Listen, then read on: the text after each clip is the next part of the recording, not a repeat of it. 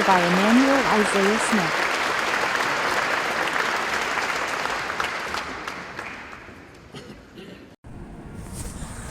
Hello, good evening. It is your host, Emmanuel Isaiah Smith, and today's date is Saturday, January the 31st, 2026. The time is 6:33 p.m., and I am in Miami, Florida. The topic of today's lecture is Project MK Ultra comparison to gang stalking. And I'll let you know, ladies and gentlemen, that I tend to do these lectures outdoors, and I may have to raise or project my voice from time to time in order to drown out the background noise. Please adjust your volume accordingly, and thanks for tuning in. As I often like to say, ladies and gentlemen, throughout the course of human events, throughout this world in which we live, from time to time, governments have done things that they're not proud of. Sometimes they do things that are outright atrocious. Why?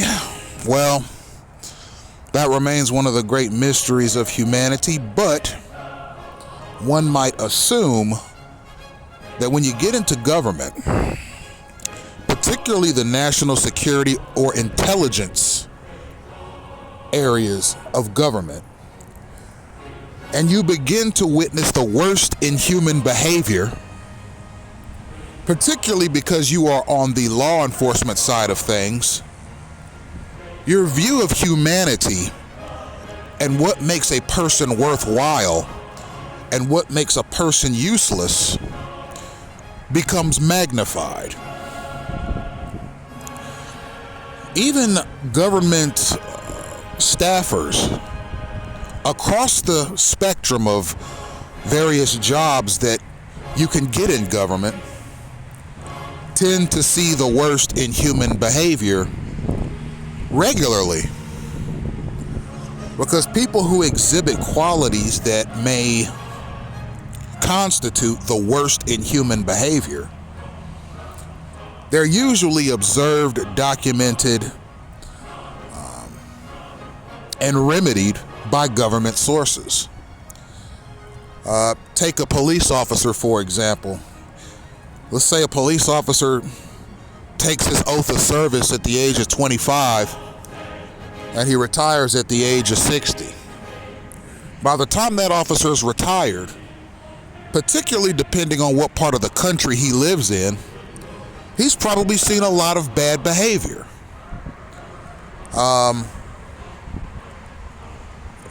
The core mechanism of police work is to dissuade people from giving in to their urge to misbehave. Because sometimes misbehavior can be dangerous. It can be dangerous for you, it can be dangerous for other people. But depending on what part of the country that officer did police work in, and depending on the crime rate and the type of crime that he observes over the course of his career, a police officer over a 30-year career can typically say, I've seen the worst in human behavior. I've seen just about every bad thing that a human being is capable of. The same can be said for FBI agents or CIA agents or federal law enforcers and state law enforcers. You know, it's their job to curb human misbehavior. It's their job to watch for human misbehavior. And when people misbehave to the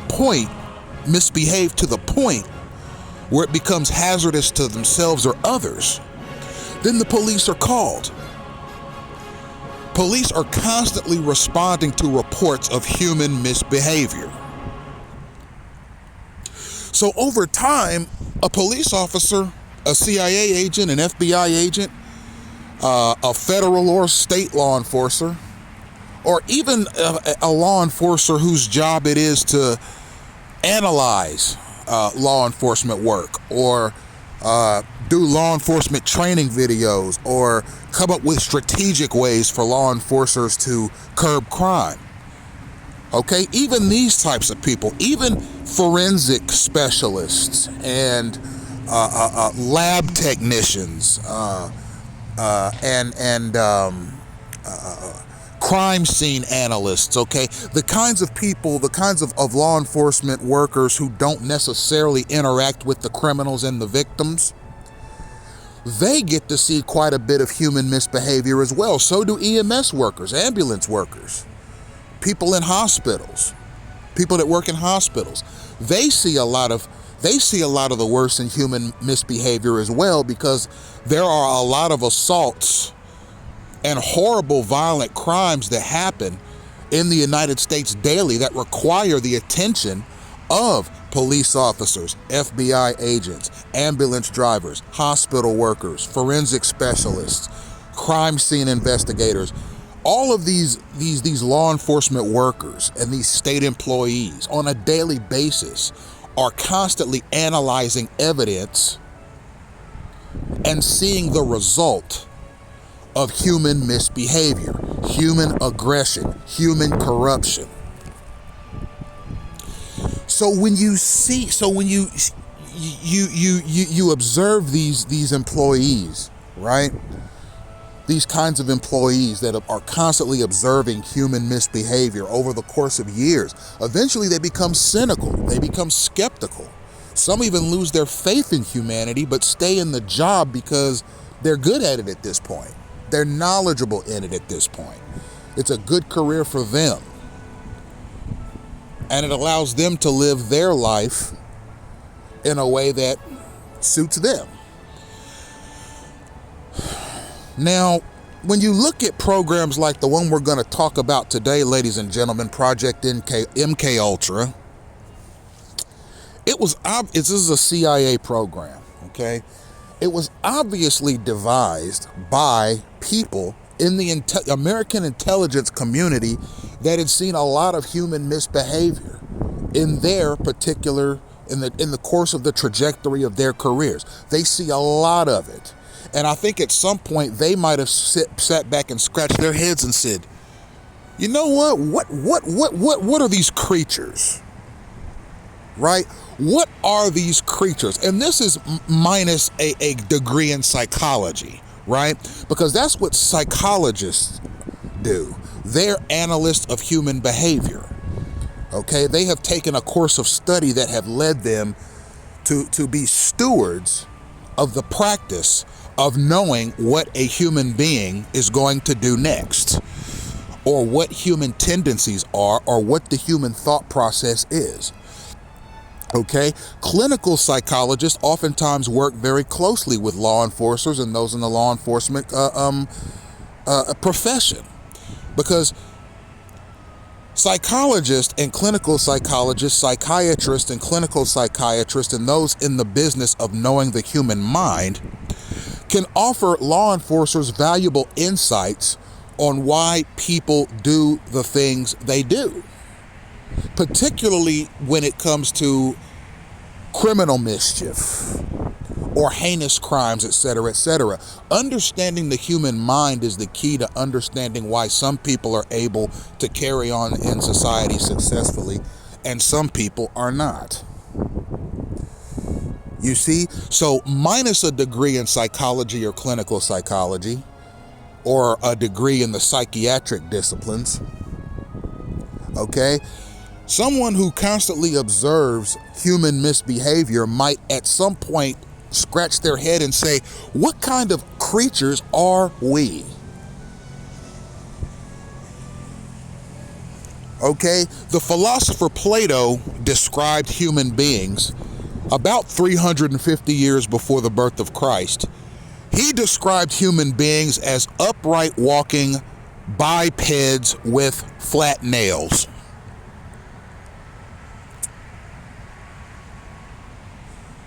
Okay, a very generalized approach to what a human being is. And the philosopher Plato was right. That's all you can really say that a human being is, ultimately. Because a human being only really knows their own thoughts and their own consciousness and their own reality. Okay?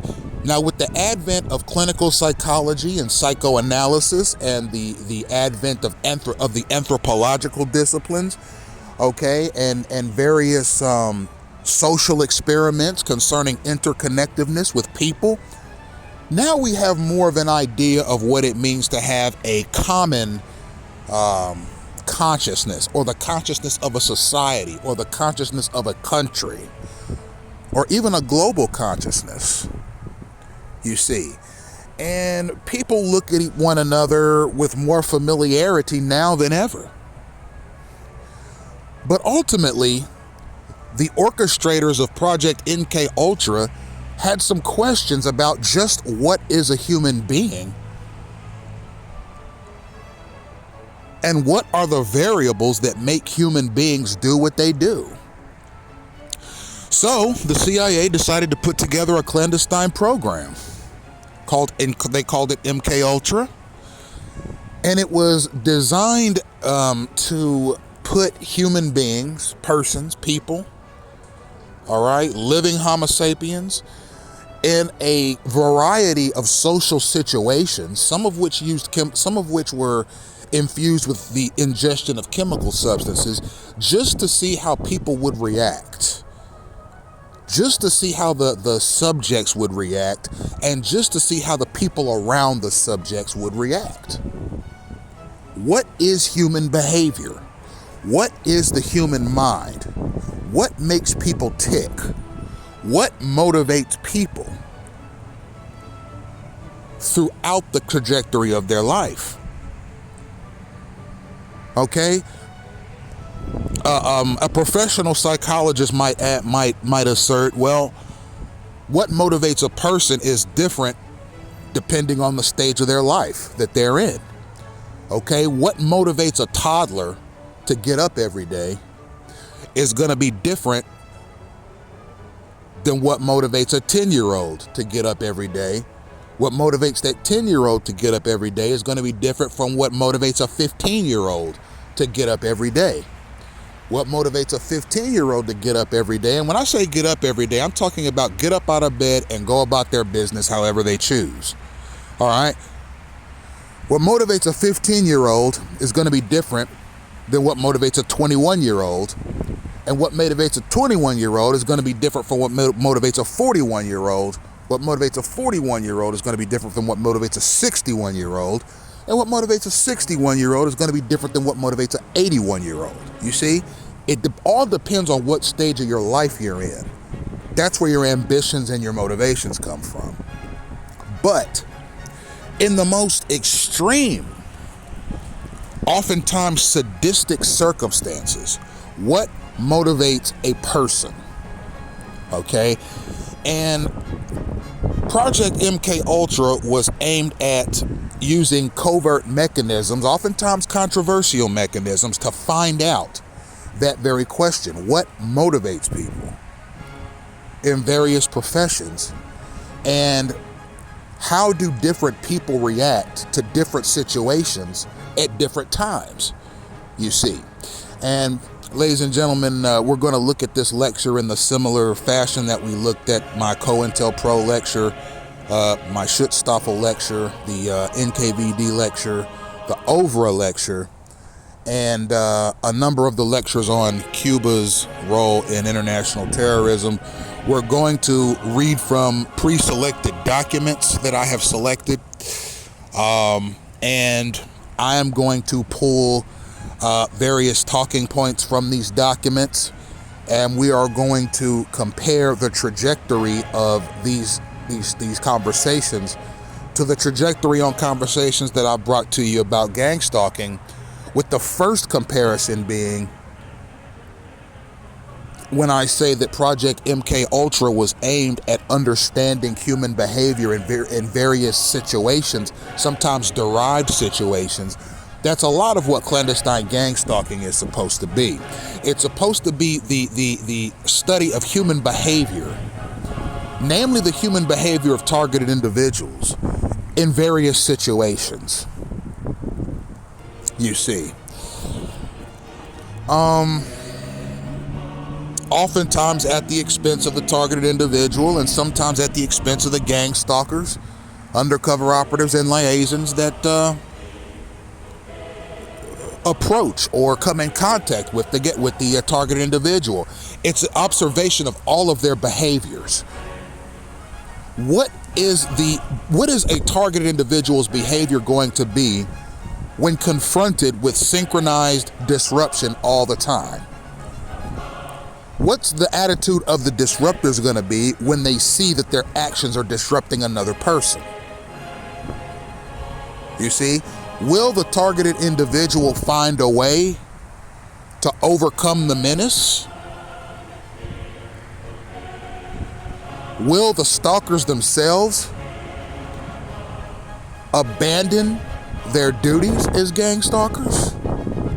Or will they continue on despite the trouble it causes? You see, there are so many questions to be asked about this human behavior experiment called clandestine gang stalking, and what data is being collected on targeted individuals and gang stalkers alike by our national security and intelligence apparatus here in the United States, ladies and gentlemen. So I have a number of documents here. I have about 30 printed documents. We're going to go through each one. These are all about the CIA's MK Ultra program. We're going to look at it in depth, and we are going to pull talking points and comparisons to clandestine gang stalking from these documents. So we'll start with the first one. It it's kind of looking like it's like drizzle or rain. So I may move my position right quick so as to not get wet. So before starting this lecture, I'm going to move to an area that I'm less likely to get rained upon.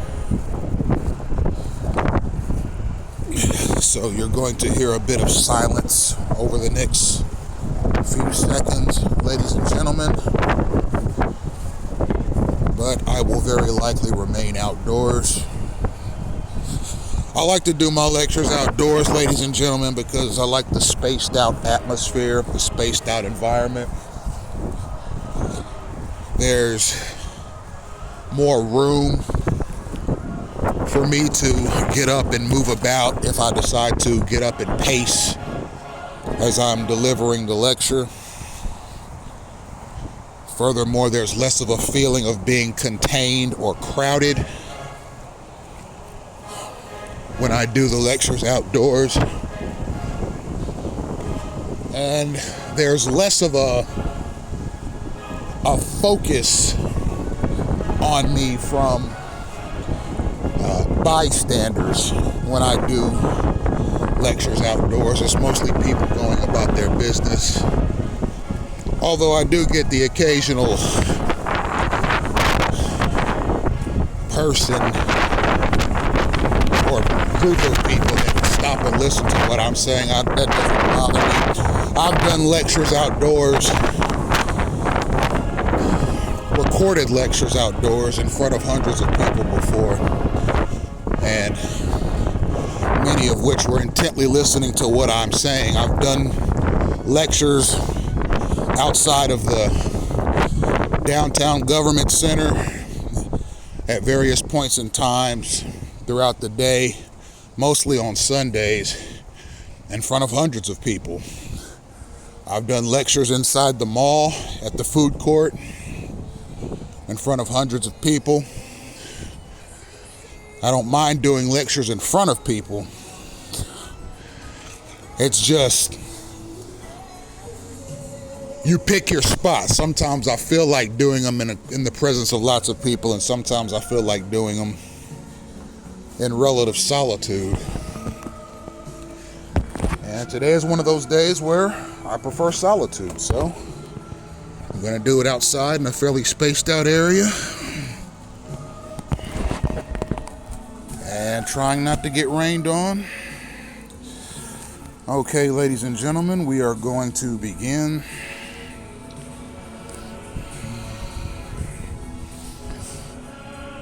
All right, this first document is from a Radio TV Reports Incorporated document. It looks like for a local affiliate station of NBC, the television network. It's the WRC TV network for NBC Nightly News. And this particular document was produced September 15th, 1984 in Washington, D.C., and the subject was mind experiments. And the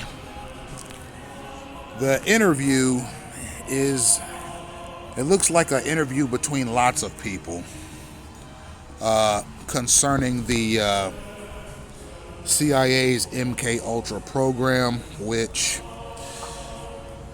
it ran in various points in time in the 60s and 70s.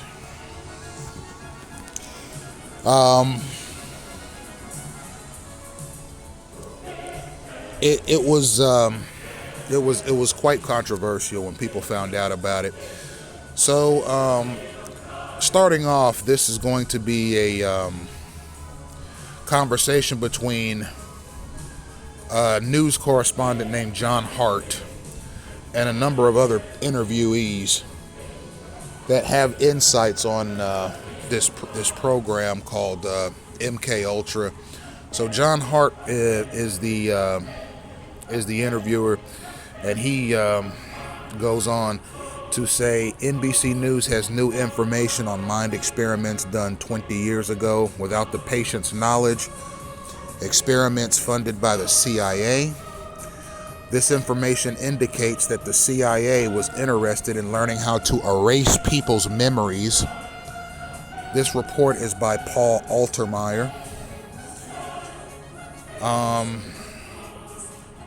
There are a number of anonymous interviewees here. The unidentified woman says that it cost her her life. The unidentified man said that it was like they had complete control over him, talking about the experimenters. There is a person named Val Orcolo who says that they heard that it was the most brutal program in the United States at the time. There is a person named Altmeyer who is a part of this interview. He's saying that they're former patients, part of the CIA-funded experiments called MK Ultra, which were performed at a Gothic estate known as Ravenscrag in Montreal, Canada. This work was done by the late Dr. Eugene Cameron and involved extensive use of potentially dangerous drugs, excessive electric shock treatment, and endless tape-recorded messages to sleeping patients. Some heard the same message 250,000 times. Newly released documents show the CIA's former chief psychologist, John Gittinger, monitored Cameron's project for the agency, meaning the Central Intelligence Agency. In an exclusive interview with NBC News, Gittinger describes Cameron's methods. John Gittinger continues, his idea then was to put this bit of the interview that was taped in a round band that played circling inside of a football helmet. I think that it would say over and over again the actual words that a person had said. And Dr. Cameron's idea apparently was that if someone listened to this long enough, it would represent some kind of a breakdown in a psychotherapeutic sense. So, I mean, they were basically, at this stage of the experiment, and mind you, Project MK Ultra is federally documented. This program actually existed. This program actually carried on and was paid for by the taxpayer. This project actually happened. These are not word of mouth or hearsay accusations. These are real people who were real test subjects for a CIA program concerning the human mind and the capacity of technology to erase memories. You see, this thing they did with the football helmet, they played some sort of a tape circled around a football helmet, and apparently somebody was supposed to be on the receiving end of this tape. This I'm not sure if they're saying, there's not much of a visual here, but perhaps a tape was placed inside of a football helmet and a person was supposed to put the football helmet on, and somehow the tape was supposed to be played inside the football helmet over this person's head over and over again until all a person could psychologically envision was the words of this tape that's being played inside this football helmet. I mean, that's what it sounds like. I mean, it's a bizarre visual, but that's what it sounds like to me anyway. But what this program is, this part of MK Ultra, and mind you, there are many different aspects of MK Ultra. This particular aspect of MK Ultra was designed at finding ways to erase people's memories, which, I mean, ultimately, that could be a good or a bad thing. I mean, I think every person that's ever been born in this world, at some point in their life, thought to themselves, you know what, I wish I could just forget that scenario, or I wish I could just forget that situation, or I just wish that I could forget that sight or that visual, or I just wish I could forget that experience that I had at that point in my life. I wish I could just erase that from my mind, right? Because sometimes people's thoughts are disturbing, and sometimes memories are disturbing. This part of the program was aimed at trying to find ways to erase memories, which, again, if a person wants part of their memories erased for this reason or that, maybe the memories are painful, you know what? That's their choice. A person can opt to offer themselves to an experiment and say, you know what, there are some memories that I have that I would like erased. I think my life would be better without these memories or those memories. Yeah, I'll be a part of your experiment. Maybe you can find a way to erase the memories that I wish could be erased. So I'm not going to sit here and say that simply the idea of erasing people's memories is a bad thing. It could be a good thing. I mean, think of a child abuse survivor. One of the things that makes child abuse so heinous is that this child has these horrific memories of being abused, typically by an adult, their whole life. They have to go their whole life with those memories. What if you could erase those horrible memories from the mind of a child who was abused, a teenager who was abused, or even a person who is a grown adult that may have encountered abusive behavior by others that they wish that they could forget or get out of their mind? At that point, erasing those memories using technology would be a public service and a public good. But if you're just taking human guinea pigs, I guess, and subjecting them to potentially harmful technologies without telling them the consequences, well, then you get stuff like what we're reading here. you get these interviewees that are talking about how this program almost destroyed their life and destroyed their mental capacity and things like that.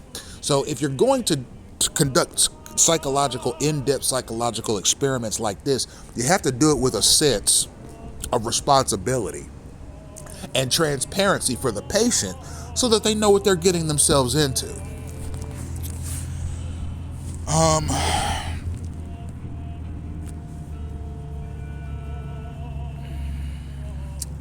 All right, so it's saying that there's a Dr. Sidney Gottlieb, who was the CIA's chief chemist in charge of Project MK Ultra. And what he's saying in a recent deposition, is he's saying that the CIA was interested in retrograde amnesia, which is blanking out a period of time in the person's memory, and a follow-up study of some kind of patient that showed they've suffered amnesia from anywhere from 6 months to 10 years. So it's a way of inducing amnesia, which is memory loss of some kind. And that can be done with the use of drugs. It can be done with the use of electromagnetic technology. It can be done with the use of invasive surgeries. Amnesia can be induced. And if it's done in a responsible way, according to the will of the patient, then that, in my mind, is an acceptable use of these sort of what you might refer to as psychotronic technologies. All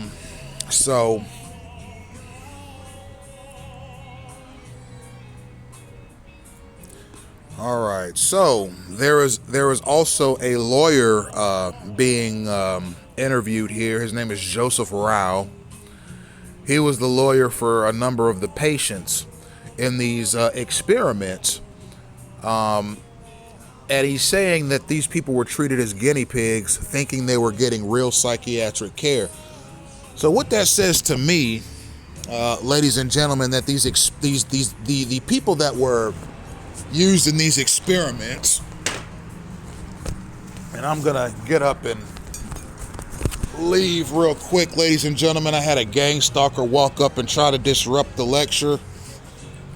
I'm gonna go ahead and walk off. He looks like an undercover operative or some gang stalker that has some sort of connection to federal, state, or local law enforcement. Now he's walking really fast, but he just walked up and tried to disrupt the lecture, and I'm looking to get past him because I don't want to see him, I don't want to smell him, and I don't want to be bothered by him or anyone like him. And my apologies for having to disrupt the narrative or the conversation. These undercover operatives, I've done video after video about them. They conduct themselves like total animals. They're extremely hostile and annoying, and they're disruptive. And I just had one walk up and attempt to disrupt the lecture, and I'm getting out of the way. So you'll have to excuse the disruption. They usually disrupt me in spaces like I was just in. It looks like the rain or whatever that drizzle was has gone away, so I can go back outdoors comfortably again. I was just sitting on the patio of a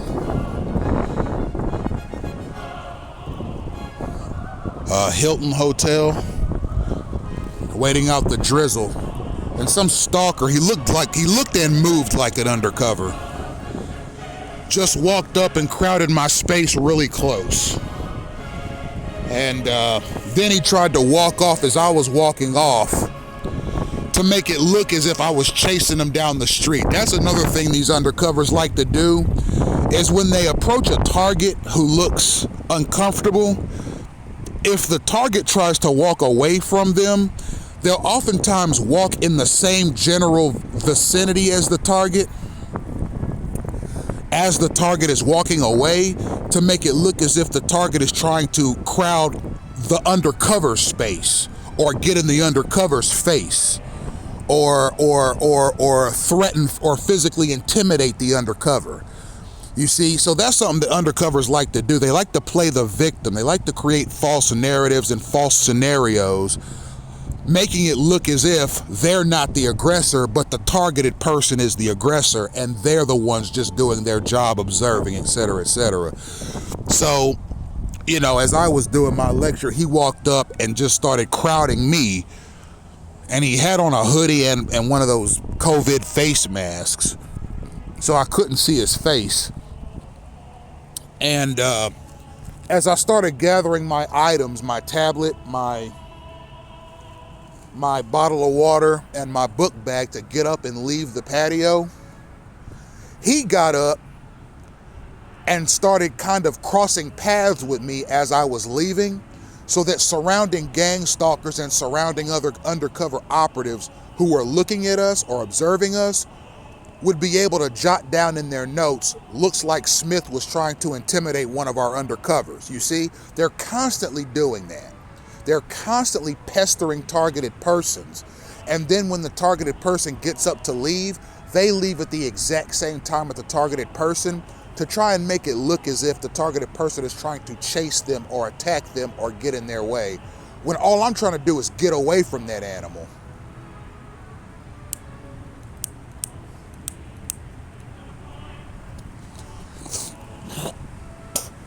The kind of person who would use his capacity as a ward of the state to pester a sovereign United States citizen and then try to make it look like the citizen was pestering him. Okay, that kind of schmuck. Okay, so yeah, ladies and gentlemen, that really just happened live, all right, at this Hilton Hotel that I was sitting in front of to avoid the rain.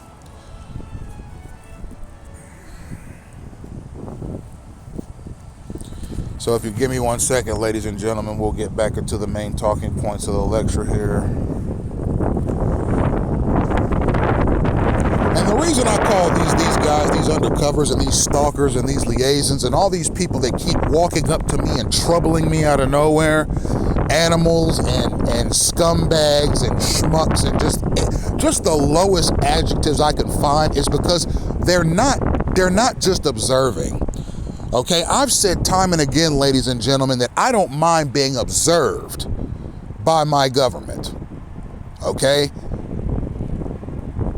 But if you're sending people like that, real idiots, to observe me within 5 or 10 feet like that, knowing that they're the kind of person that will probably try to start some sort of a fracas or problem, what kind of a government would do that to a sovereign United States citizen at all? That's why I'm so critical of the U.S. federal government right now, because it doesn't curb stuff like that. Who needs that? Who wants that? You see? And a targeted individual knows when it's unnatural. Okay, a targeted individual knows when it's derived or staged, because we experience it every single day for years upon years upon years on end. So you know when it's a stalker, and that's what that guy was. First he walked back and forth in front of the parking lot observing me, then he got up real close and then left when I left. It was just bizarre. And they do that on the buses with me as well. These undercovers, they get on the bus and they try to sit as close to me as possible, even when there's lots of seats available. And then if I get annoyed and hit the string to get off the bus, they get off at the exact same stop with me and crowd me some more.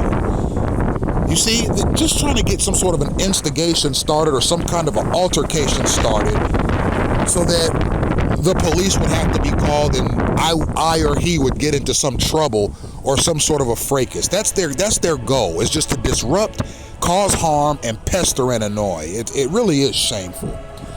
But we're going to get back to the talking point, ladies and gentlemen, and trust me, this is not the first time I've had lectures disrupted and I've had to talk to the listening audience about what just happened. But we're going to continue on. These stalkers have been exposed, and we're going to continue exposing them, ladies and gentlemen.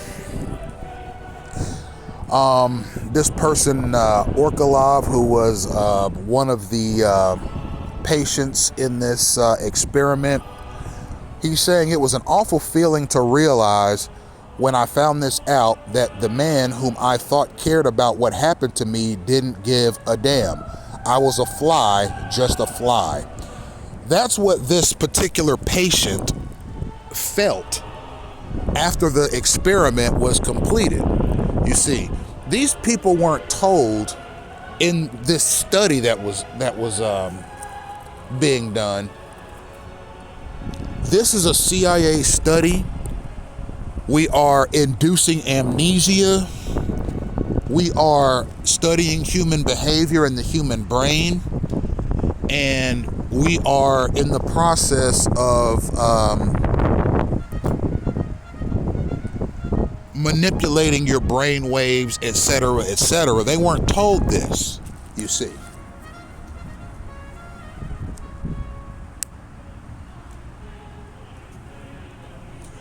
They found this out afterwards. And some of these experiments resulted in brain damage for the people that were the subjects. And they were just very angry. They were angry at their government. And they were angry at the people around them. They were just angry and they were very bitter.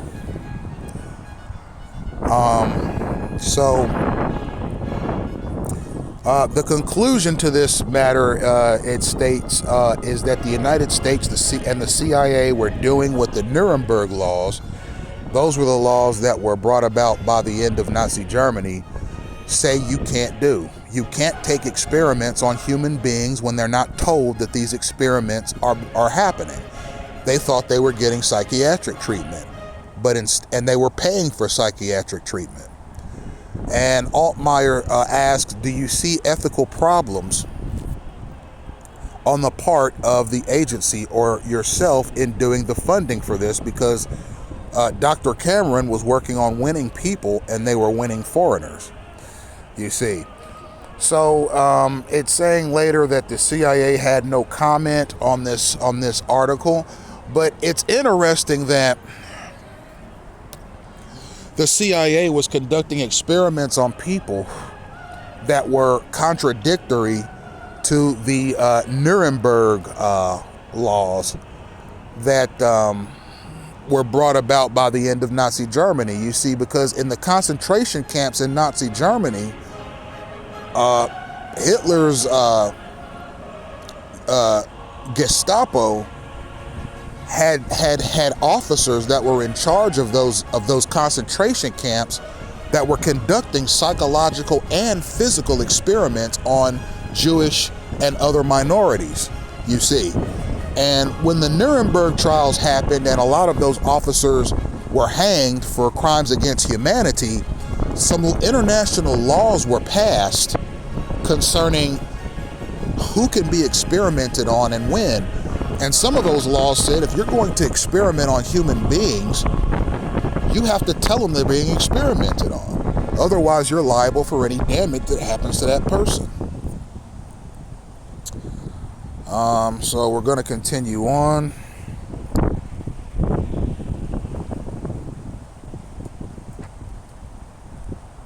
All right, this is an interesting one. There was a church founder named George Peters. This is another article from 1982, November. He was the founder of the Church of Naturalism.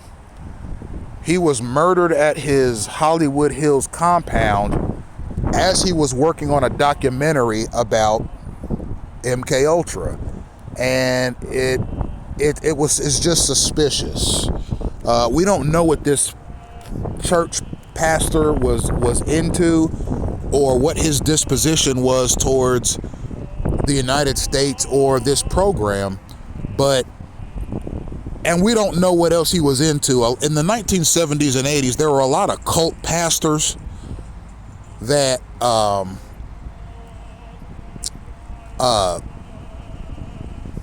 were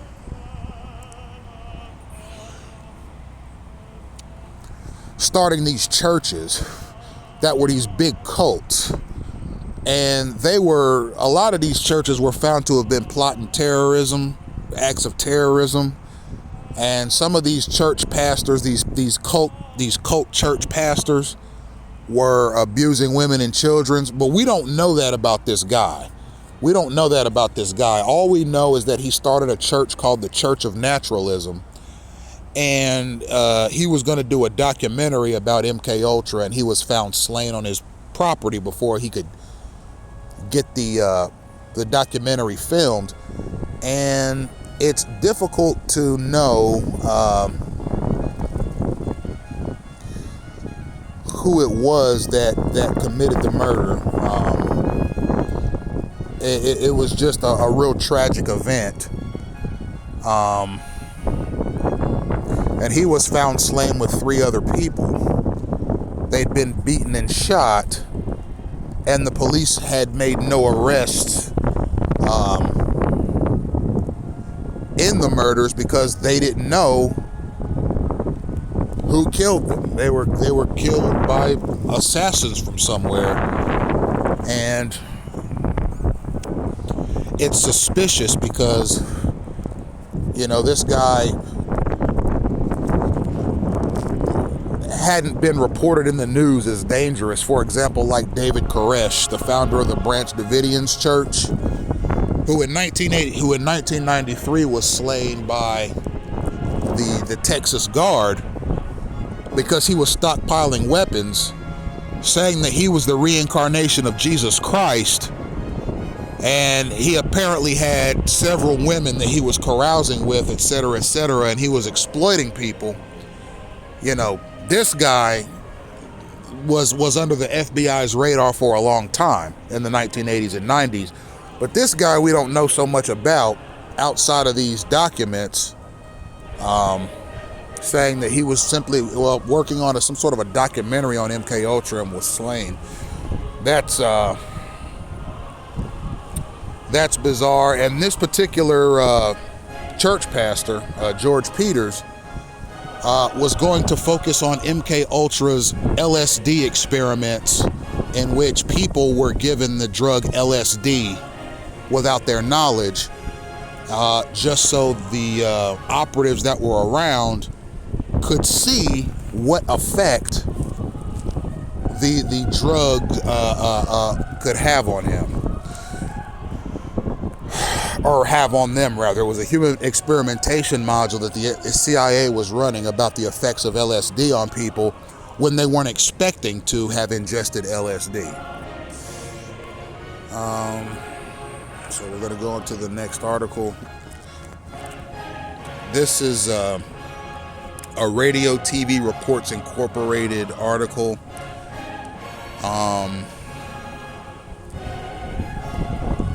Radio TV Reports Incorporated, 4701 Willard Avenue, Chevy Chase, Maryland, 20815, and there's a phone number of 301-656-4068. This document is for the public relations staff of a CBS local affiliate, WDVM-TV, for the CBS Evening News. The date on this document is April 16th, 1985, 7 p.m., Washington, D.C., and it's the subject is a ruling on CIA projects. And the host of this particular program was Dan Rather, who is considered one of the most noted TV presenters in American history. He states a wide-reaching Supreme Court ruling today giving the Central Intelligence Agency wide powers to decide what secrets it wants to keep from the American public in general. And in today's case in particular, the justices...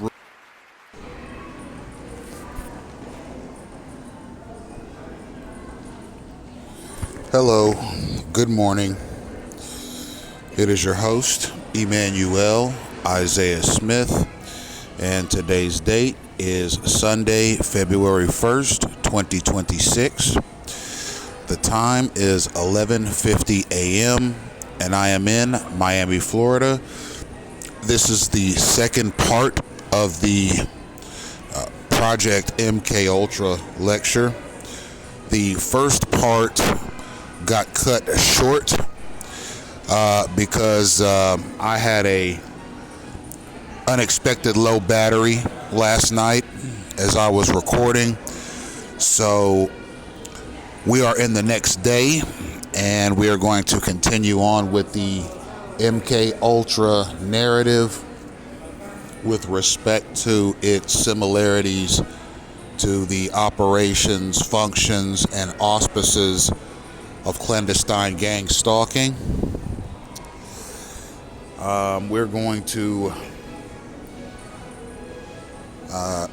I want to make a reiteration from last night. There was a document that I read that I want to go over a second time before we move on to the next part. If I could just find that really quickly.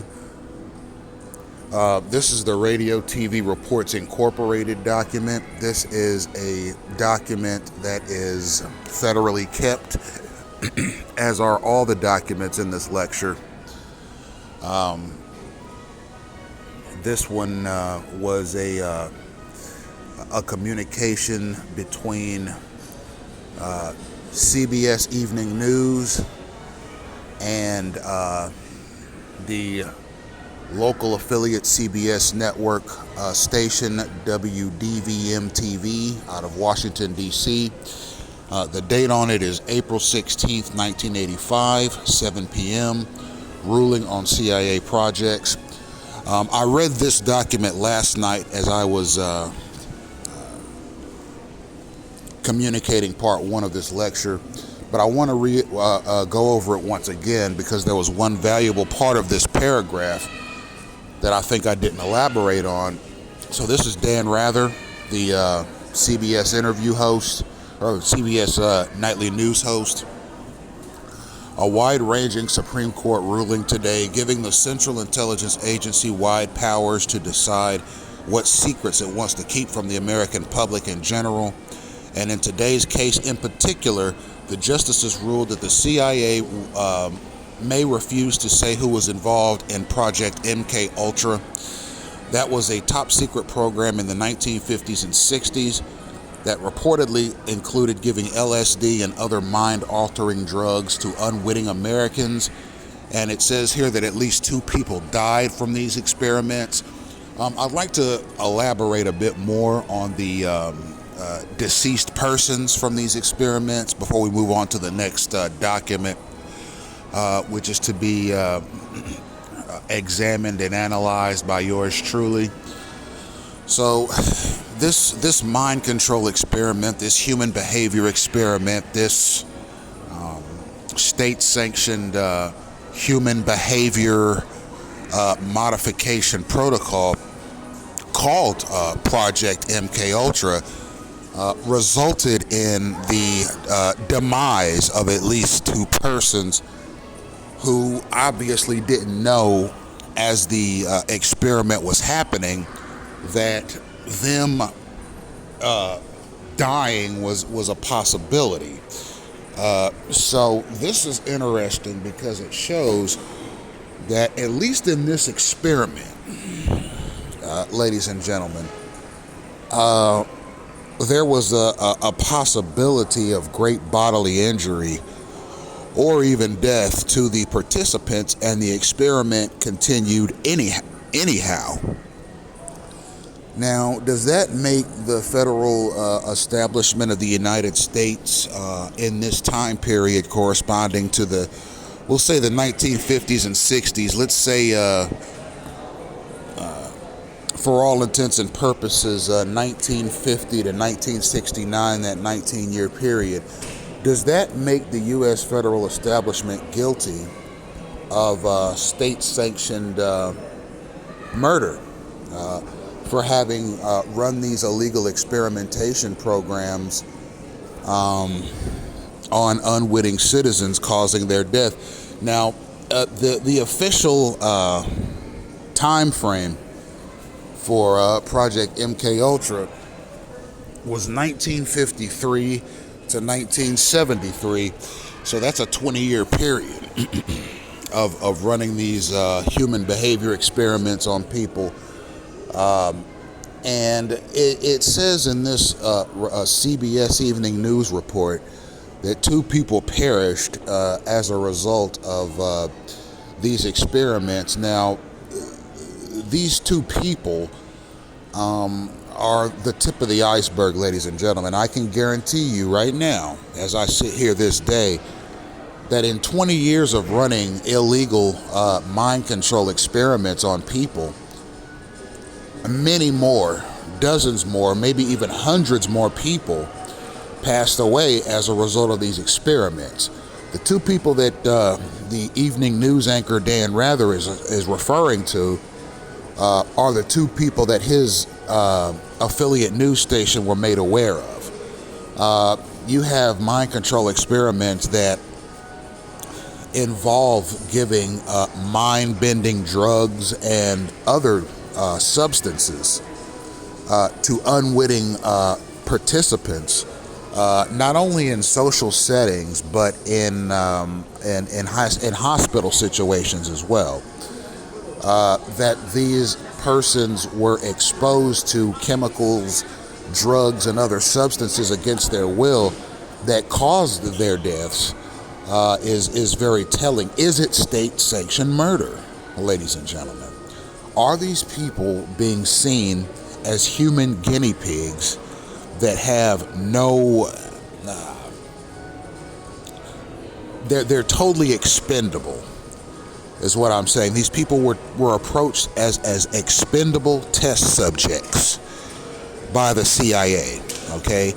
Yes, there was always the possibility that people could die from this experiment, but the CIA continued it anyway. These test subjects were seen as expendable, ladies and gentlemen. Okay, that is highly reminiscent of clandestine gang stalking, ladies and gentlemen. Okay, derived car accidents, derived sickness and disease, derived hostile interactions with stalkers, dangerous police encounters where police officers are giving false reports about a targeted individual that could result in that targeted individual being destroyed. Okay, as a part of my gang stalking campaign, one thing that I was experiencing quite a bit when I first came to South Florida, ladies and gentlemen, was false police reports being made against me in very ritzy, very trendy suburban districts in South Florida, which could have resulted in a deadly police encounter. So, for example, one day I was walking through Sunny Isles Beach. This had to have been sometime in April, probably April of 2019. I was walking through Sunny Isles Beach, Florida, doing a gang stalking in action video,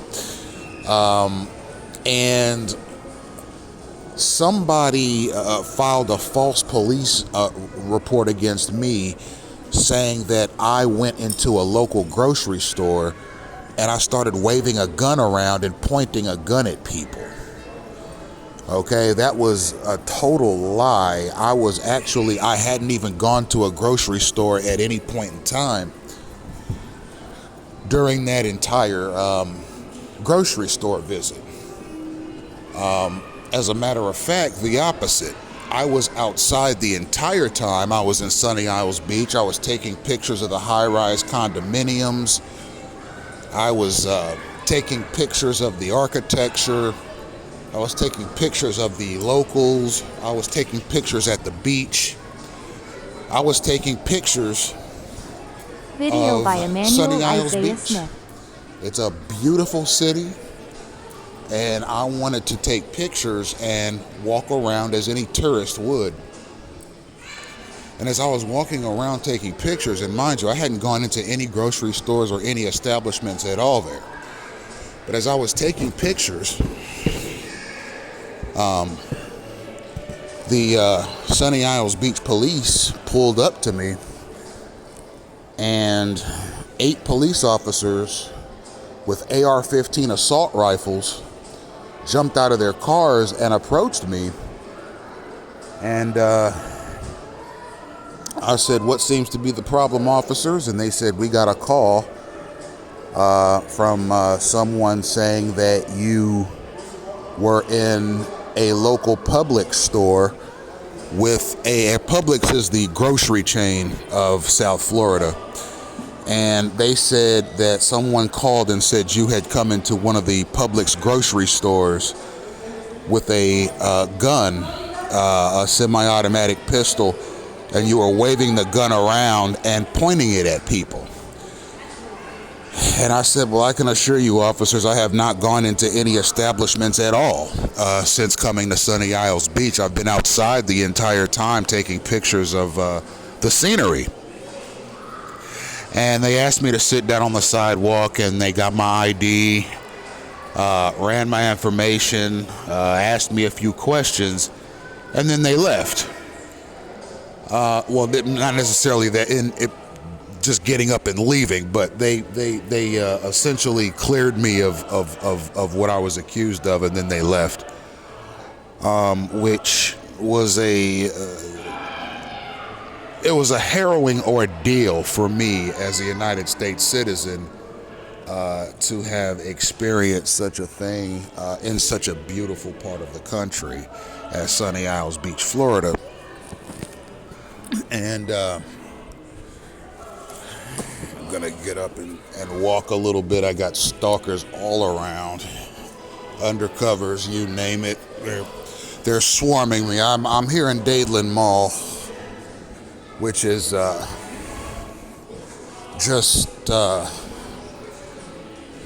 just east of Kendall, Florida. And excuse me, I chose the mall for today's lecture because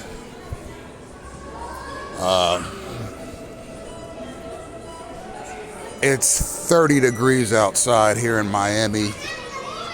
It's not typical.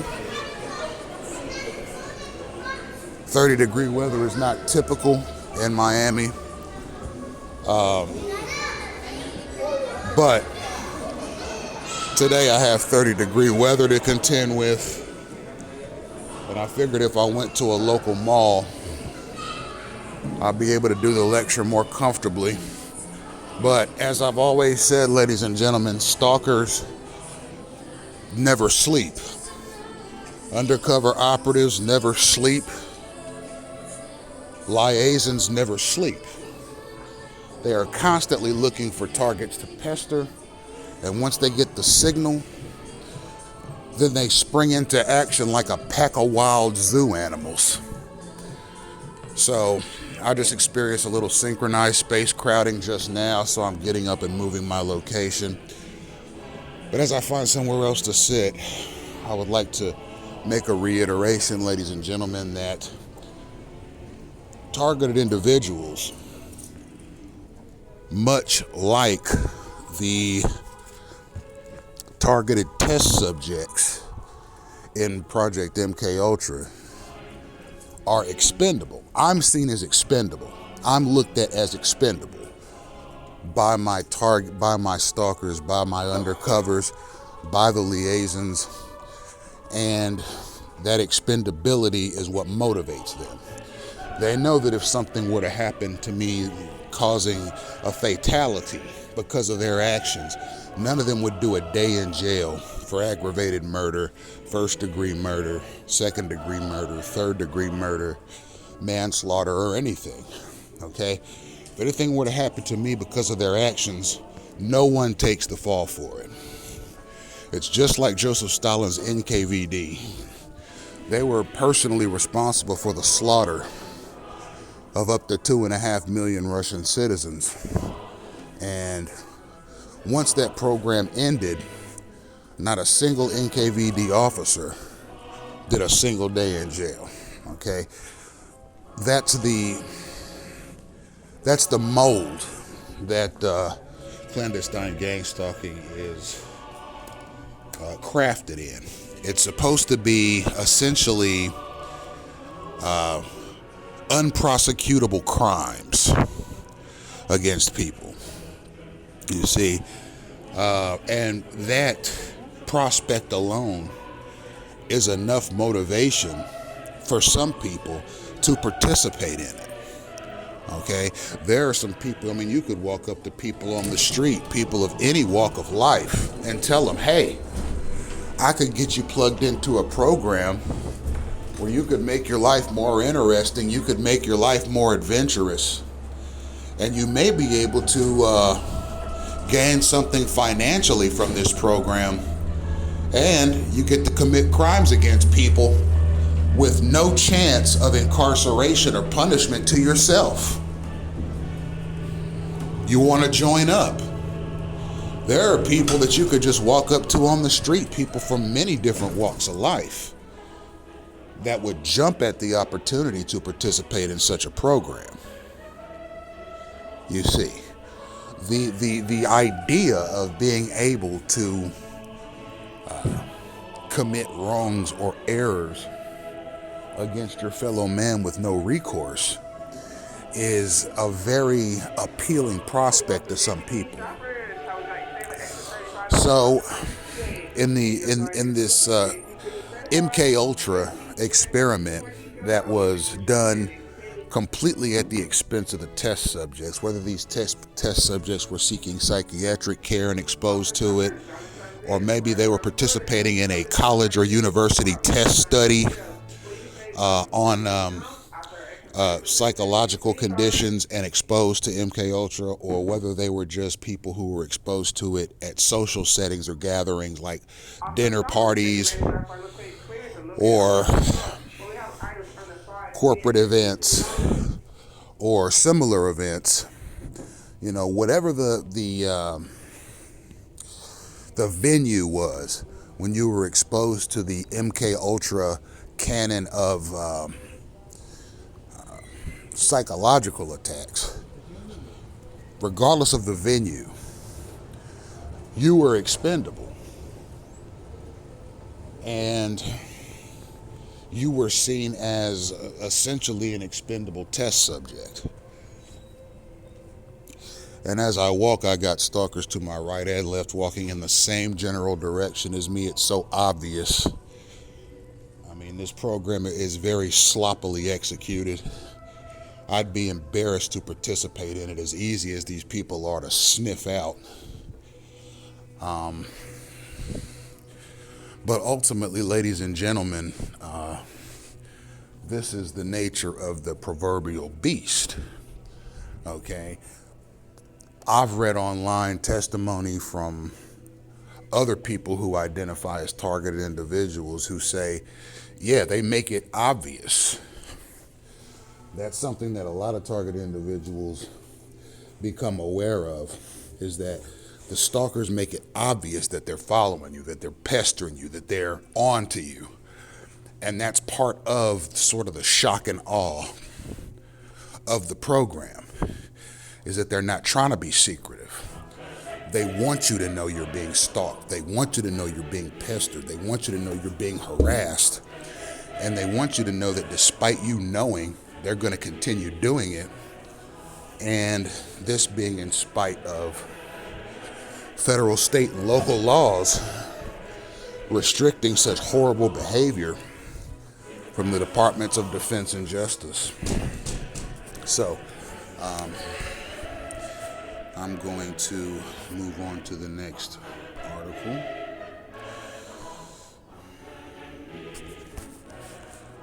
And ladies and gentlemen, this lecture will go across the 1 hour mark.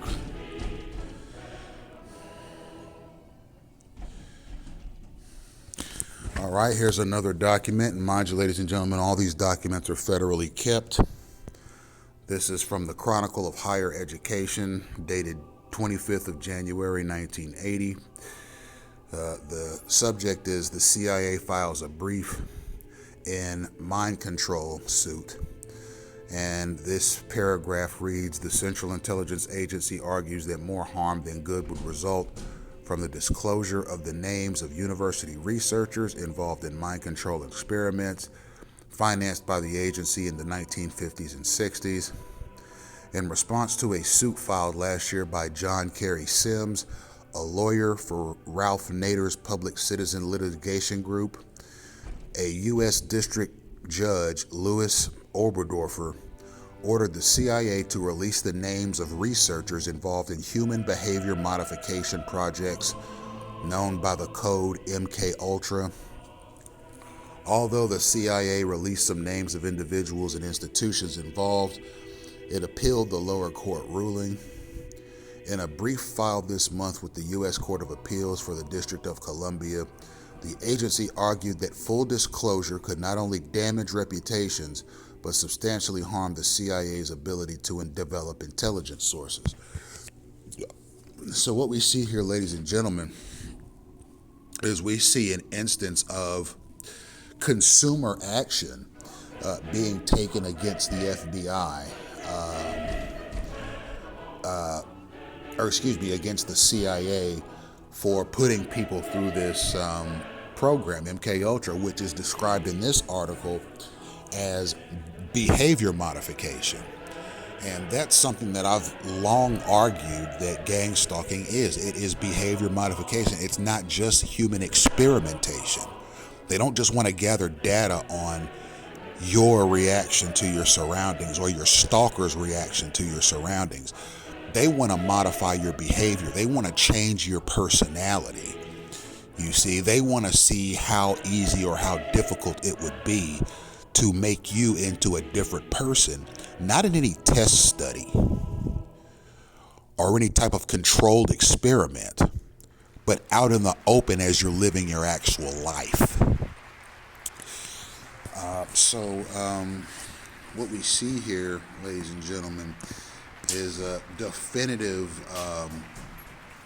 testimony that Project MKUltra was a human behavior modification project. Now, there are two kinds of behavior modification projects that exist. There's animal behavior modification projects, and then there's human behavior modification projects. And what they're saying is, for example, like, if you have a dog, or if you have a cat, or maybe you have a chimpanzee or a gorilla or a wolf or a sheep or a horse or a donkey or a cow or a buffalo or a hippopotamus or a sea animal like a sea lion or a manatee or an orca or a killer whale. Okay, these are animals that you can run behavior modification experiments on to try and change their behavior from one behavior to another behavior. You see, and there are many different scientific ways of changing the behavior of an actual beast. But if you're talking about a living, breathing human, there's a whole nother ballgame. There's a whole nother element. There's a whole nother protocol that's separate from the kinds of protocols you use to change the behavior of animals.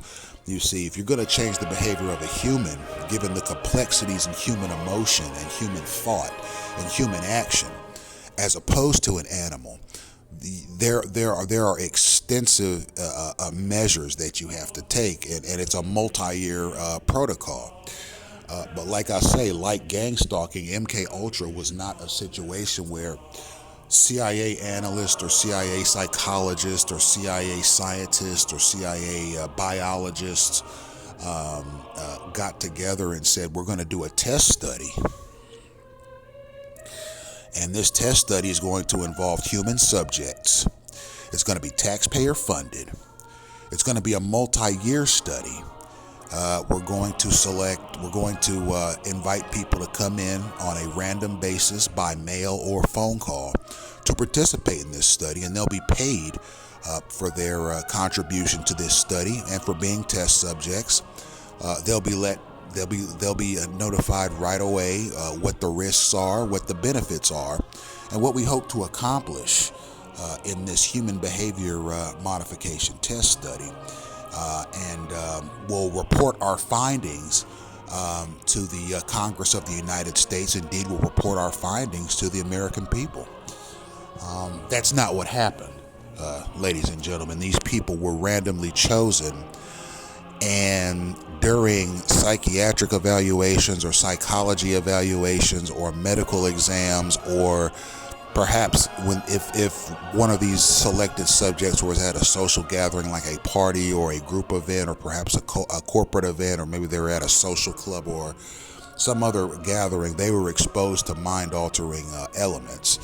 And it didn't stop there. These people were routinely exposed to various mind-altering and behavior modification elements that included substances and derived interactions with other persons as they were out and about as well. It was almost like a mini gang stalking campaign that they were putting people in.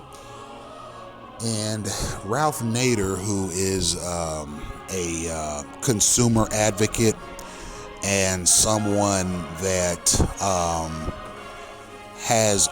I think he ran for president in 2004, if I'm not mistaken, as an independent.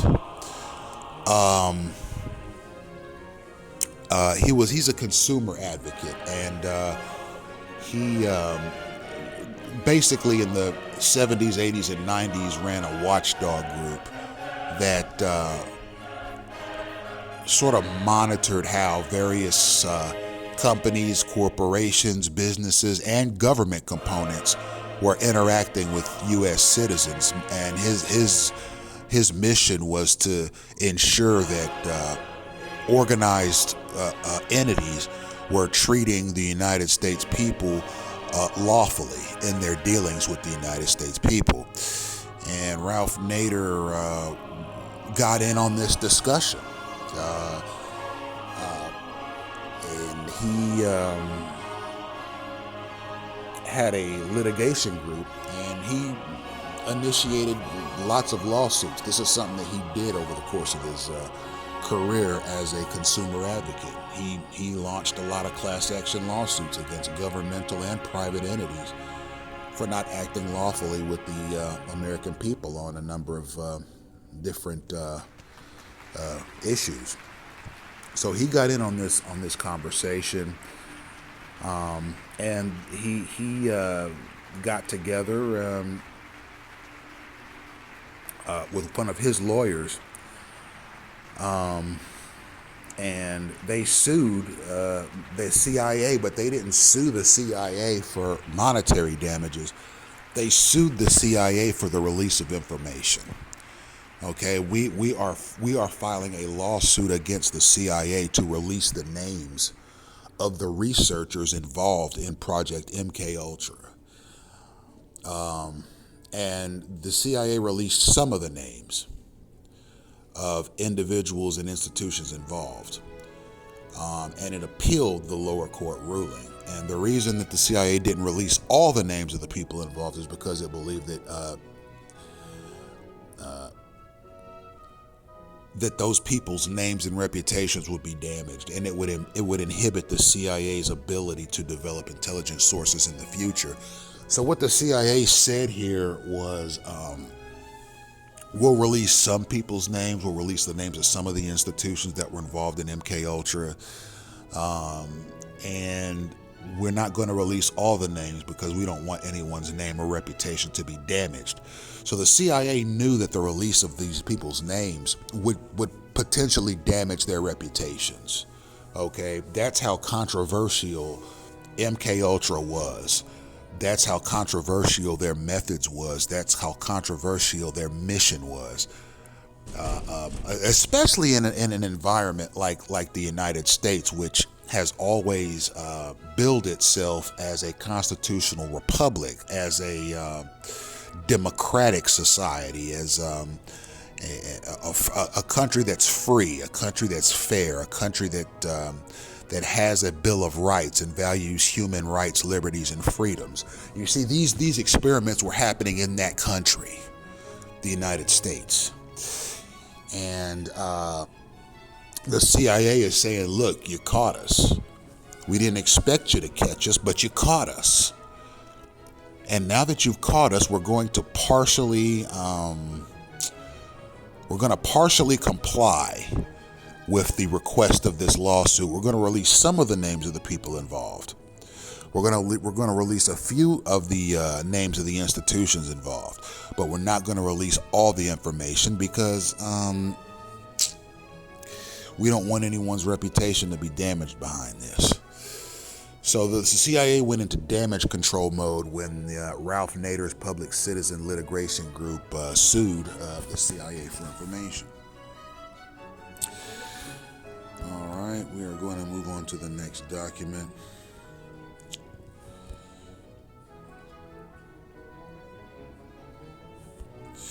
All right, this next document is from the New York Times. It's dated August 4th, 1977. This article appeared on page 36 of that day's newspaper clipping. And the title of it is 80 Institutions Used in CIA Mind Studies.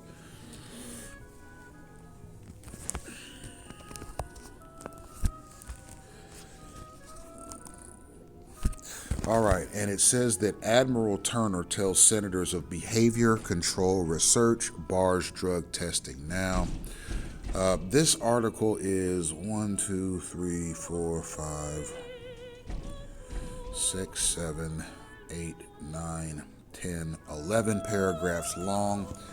I'm going to give summaries of each paragraph as opposed to reading them word for word, but I will start with the author of this news article, Nicholas M. Horrock, who is billed as a special to the New York Times. Stansfield Turner, the director of the Central Intelligence Agency, testified today that the CIA secretly supported human behavior control research at 80 institutions, including 44 colleges or universities, as well as hospitals, prisons, and pharmaceutical companies. Now, I'm going to stop there because earlier in this lecture, I described the kinds of venues that were used in Project MKUltra as hospitals, psychologist offices, private psychiatric practices, social events and gatherings, and other institutions. We now see in more depth and in more detail what some of those other institutions are. Now, I was aware previously that colleges were part of the MKUltra, we'll call it the menu of venues, because there are a lot of young people there, some of which are experimenting with drugs and other substances, getting together in social gatherings, ingesting large quantities of illegal substances. So these colleges and institutions were a favorite venue for some of MKUltra's protocols and procedures, because it included social gatherings like the ones I mentioned earlier in the lecture, and hospitals, prisons, and pharmaceutical companies as well. So some of what was going on in MKUltra was happening in hospitals and prisons as well. People seeking hospital cares, people who were incarcerated in prisons, probably some of the prison staff workers, etc., were exposed to some of what was happening in this human behavior experimentation module, and not just the staged events or the staged interactions or the derived events or the derived interactions in between the workers and the test subjects, but also the arbitrary spreading of hallucinogenic substances, probably in powder form, being thrown up into the air around people in a covert way. And you have many different people ingesting this substance at the same time. They all start hallucinating together, and it creates an interesting spectacle. But not just that, what are these people's behavior after their high ends? And what are people saying about it? Do they report it? Do they not report it? Et cetera, et cetera. And there are other aspects to this that we'll get into later that constitutes the human mind control elements of it. No doubt these people, the test subjects, because they were unwitting and because they were considered expendable, their very lives expendable. In the grand scheme of things, there's no telling what other types of materials were administered to them in this mind control experiment. It says that he told a joint hearing of the Senate Select Committee on Intelligence and the Senate Health Subcommittee that recently discovered financial records indicating that the most intense period of the MKUltra program consisted of 185 non-government researchers in 149 separate research projects. He said that the main action years of MKUltra were from 1953 through 1963. The projects, he said, had included tests of LSD and of K, or knockout drop, which it's some kind of an acid that was being administered to people without their knowledge. Probably some people were repeatedly exposed to it. And the people that were doing the administering of these drugs may have not known that they were administering these drugs to people. They may have been lied to and said this is a new energy drink, or a new insomnia solution, or a new cough medicine that we're testing on people. That's the test subject right there. And the person that was administering these drugs to the people may have not known that they were administering drugs to people, because they may have been lied to by the experimenters as to what they were giving the test subjects. So there's a quote here. It is totally abhorrent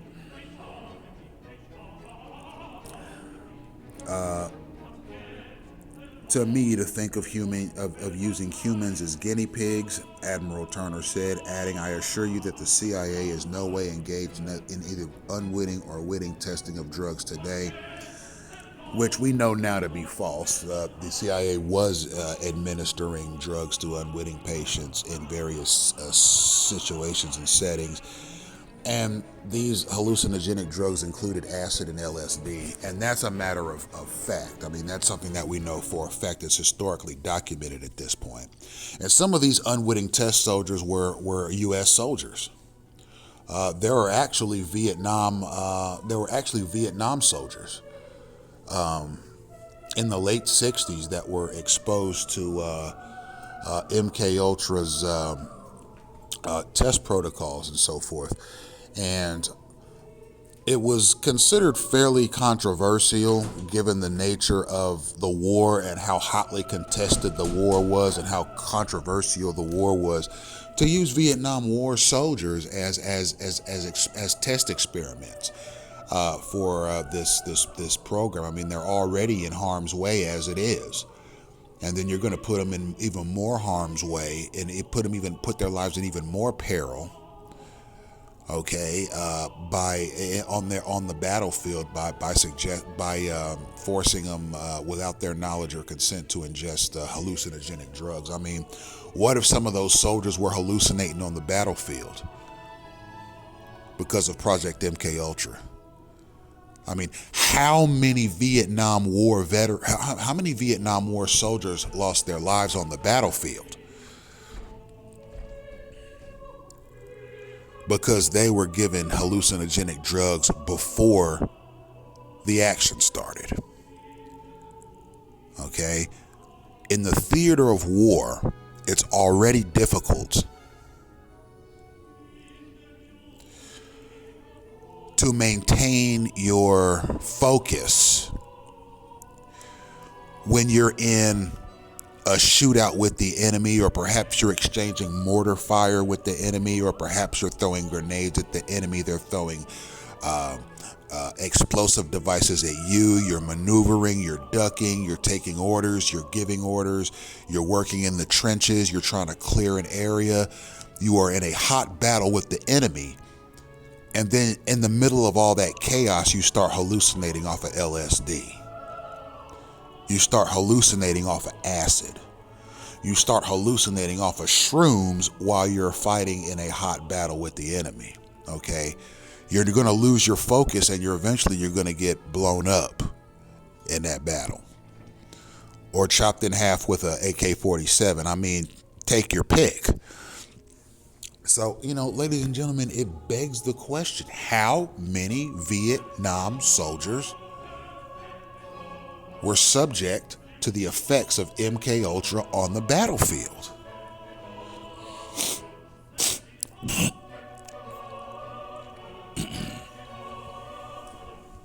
And did MK Ultra contribute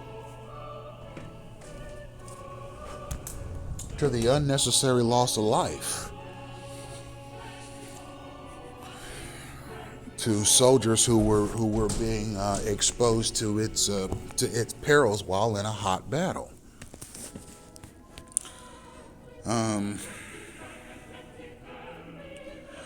So Admiral Turner said that there are 8,000 pages of newly discovered documents that do not contain the names of subjects of the tests, but do contain leads that might enable them to be found. And part of the reason the CIA kept the names of the, we'll call them the human test experiments, private, is because if their names were to be released, okay, because a lot of the people that suffered the damages of MK Ultra didn't realize until later that they had been exposed to various, not just LSD or acid, but they were exposed to a lot of experimental drugs without their knowledge or consent during this program, in a variety of settings and situations.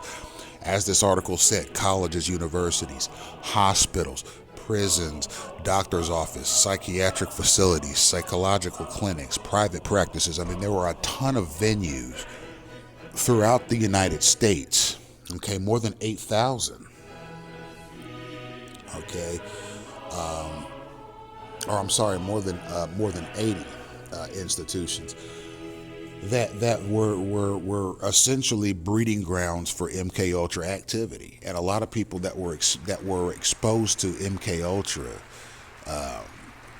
experienced horrible health problems because, again, there were so many chemicals and substances that they were forced to ingest without their knowledge, in a variety of social and institution and clinical settings. And if these people knew that they had been tricked into ingesting chemicals that could possibly harm them or even take in their life, they would have all sued the CIA individually, and the CIA probably would have had to pay out tens or even hundreds of billions of dollars in lawsuit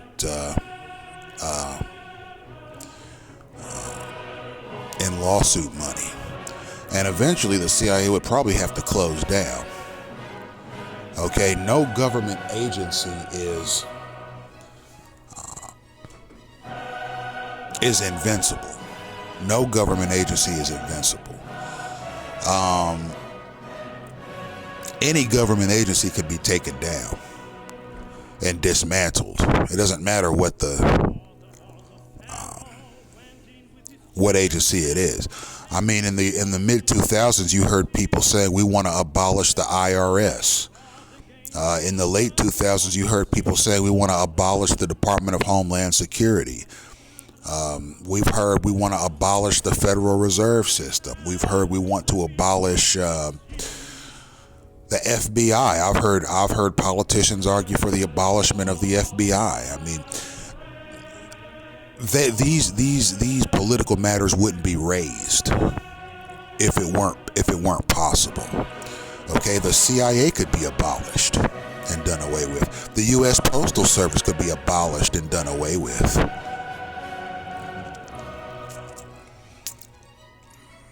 Okay, no government institution is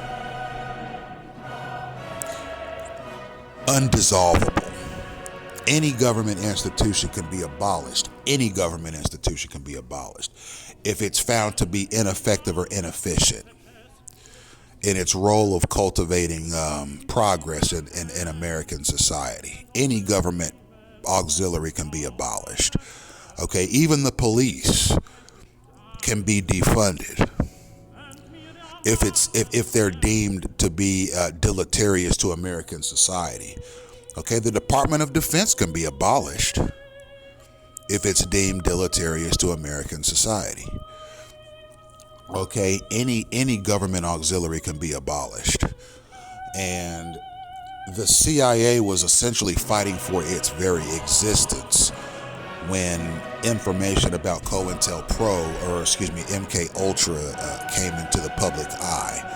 I mean, think of it, 8,000 test subjects whose names were not released, okay, were federally kept. And there's no telling if the CIA has those 8,000 names still in its federal registries. It's possible that the people's names were destroyed, or any record of these people's names were destroyed, so that these people would not be able to have knowledge that they were unwitting test subjects in mind control experiments by the CIA. Could you imagine 8,000 citizens all suing the U.S. federal government at the same time because of mind control experiments done on them by the CIA? The damage that would do to the reputation of this country, the damage that would do to the reputation of the Central Intelligence Agency, it would be catastrophic. They'd have to pay out billions in revenues to these litigants. Okay, and eventually, the CIA would have to be abolished. And it'd be a worldwide embarrassment for the United States. So the CIA kept those people's names private, because they didn't want those people to find out, hey, you know what? It's saying here I'm a test subject. I'm gonna go ahead and sue this country, right? It's the same with clandestine gang stalking, ladies and gentlemen. They don't want nobody coming forward with this information, ladies and gentlemen. The federal government doesn't want Emmanuel Isaiah Smith coming forward with this information. Okay, it's embarrassing. The U.S. federal government doesn't want its image and its reputation to be harmed by Emmanuel Isaiah Smith. The CIA or the U.S. federal establishment would rather me just keep my mouth shut and live through it. And then if gang stalking requires my life of me, then so be it. Okay, that's always been the United States federal government's attitude towards test subjects and these various experiments that it conducts on people without their knowledge or consent. You know, if one of these stalkers gives me a horrible sickness through airborne bacterial disease communication or food contamination, or if one of these stalkers takes a signal and runs me over with a Mack truck, or if one of these stalkers knocks me down a 30 story building off of some signal, or if an airplane I'm on blows up in midair because of faulty gas and fuel injector practices, or if I get killed in a drive-by by a crazed Cuban narco terrorist, or some other horrible catastrophe, my stalkers, the undercover operatives that are assigned to me and the liaisons, they'd wipe the sweat off their head and go, whew, I'm so glad he's gone. He was on the verge of exposing everything we do in this country. All right, these people are not my friend. And they are of the mindset that what I'm doing with my Gang Stalking in Action live video series, with my EIS Media Group lecture series, to them, I'm doing the country a disservice. You see, there are some people that would like to keep their dirt hidden and quiet. They don't want to be exposed. They don't want people like me coming forward and exposing everything that they do. They don't want that. They would rather say, Smith, be patriotic. Be patriotic. Be quiet about this. Don't come forward about clandestine gang stalking. We know it's dangerous. We know you're a human test subject and probably have been your entire life. We know that you were been a targeted individual all these years and have run into countless perils as a result of your targeting. We know that. We know that we expose you to dangerous situations on a daily basis, but be patriotic, Smith. Be patriotic. Don't accuse us of clandestine thuggery or state-sanctioned murder or any of the horrible things you accuse this country of. That could hurt our image. That could hurt our reputation at home and abroad. Stand down, Smith. Don't make your country look like a tomfoolish clown show. Don't expose us. Just be patriotic, Smith, and tolerate what we're putting you through.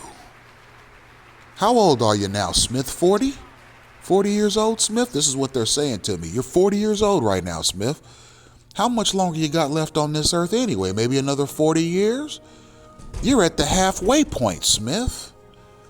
No need to tear your country down at this point in your life. You only got 40 years left on this earth. Don't do this thing, Smith. That's what the federal establishment of this country is saying to me. Don't do this thing. Don't do this thing, Smith. Be patriotic. Just let us trample you with our army of useful idiot gang stalkers. Just let us do it. Be patriotic, Smith. Okay, be patriotic. Do your duty as a United States citizen and let us continue perpetrating clandestine gang stalking against you without you saying nothing about it, Smith. Don't do this thing, Smith. Don't do this thing to your country. In the name of all that's good and holy, Smith, don't do this thing. All right, that's what they're saying to me, ladies and gentlemen. They're saying, think of all the brave men and women who have lost their lives in combat over the past 200 years of this country. Think of them, Smith. Don't degrade or denigrate the country that they lost their lives for. Don't do this thing, Smith. Allow us to use our army of signal pesterers, harassers, and annoyers to come around you, Smith, and do as we please. It's part of the program. We're making society better by using you and your life as human doormats, Smith. Just think of yourself as a punching bag for society, Smith. Be patriotic and be that punching bag for your fellow man, Smith. Okay? Great is your reward in heaven. Think of heaven, Smith. You're already 40 years old. What do you got, another 40 to 45 years tops, Smith? Great is your reward in heaven. Let us stomp on you and trample you using our army of stalkers. It's good research we're doing, Smith. It's good human behavior research. It's good data collection we're doing on you, Smith. And the taxpayer is paying good money, Smith, for us to be able to do this to you. All the surveillance equipment and sound equipment and a human mobilization stratagem and all the military industrial grade technology we're using to make your gang stalking run.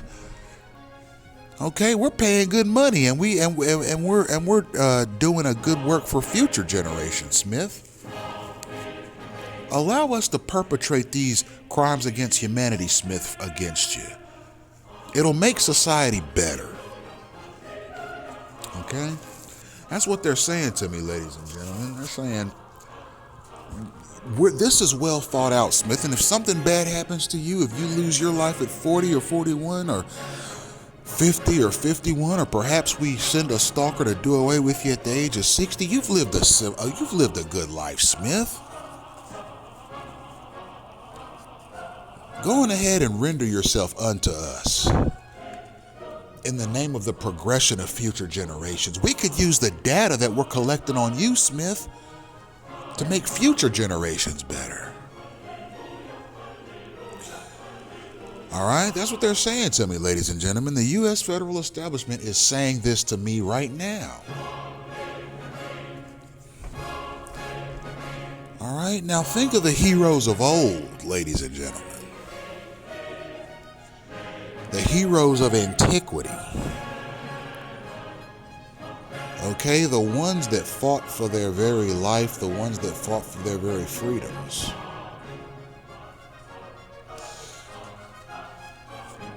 What if their enemies, or rather their oppressors, came to them in such a way and said, well, you might as well let us oppress you. We've already been doing it for 40 years. You might as well go on ahead and let us do it for the next 40. You're only one man. This world goes on without you. Society goes on without you. Humanity continues on without you. The experiments we're running on you, we could use to make future generations' lives better and more pleasant. Just be patriotic, Smith. Well, ladies and gentlemen, I'm saying to hell with that argument. And the reason I'm saying that is because, first and foremost, as a human being having been born into this world, having been conceived by two parents, and having been bestowed upon me a set of inalienable rights that are given to me by a combination of God the Creator and or nature, as a man, I'm going to take those rights if they're not handed to me. You see. Ladies and gentlemen, we're going to continue on with this lecture here. It's saying here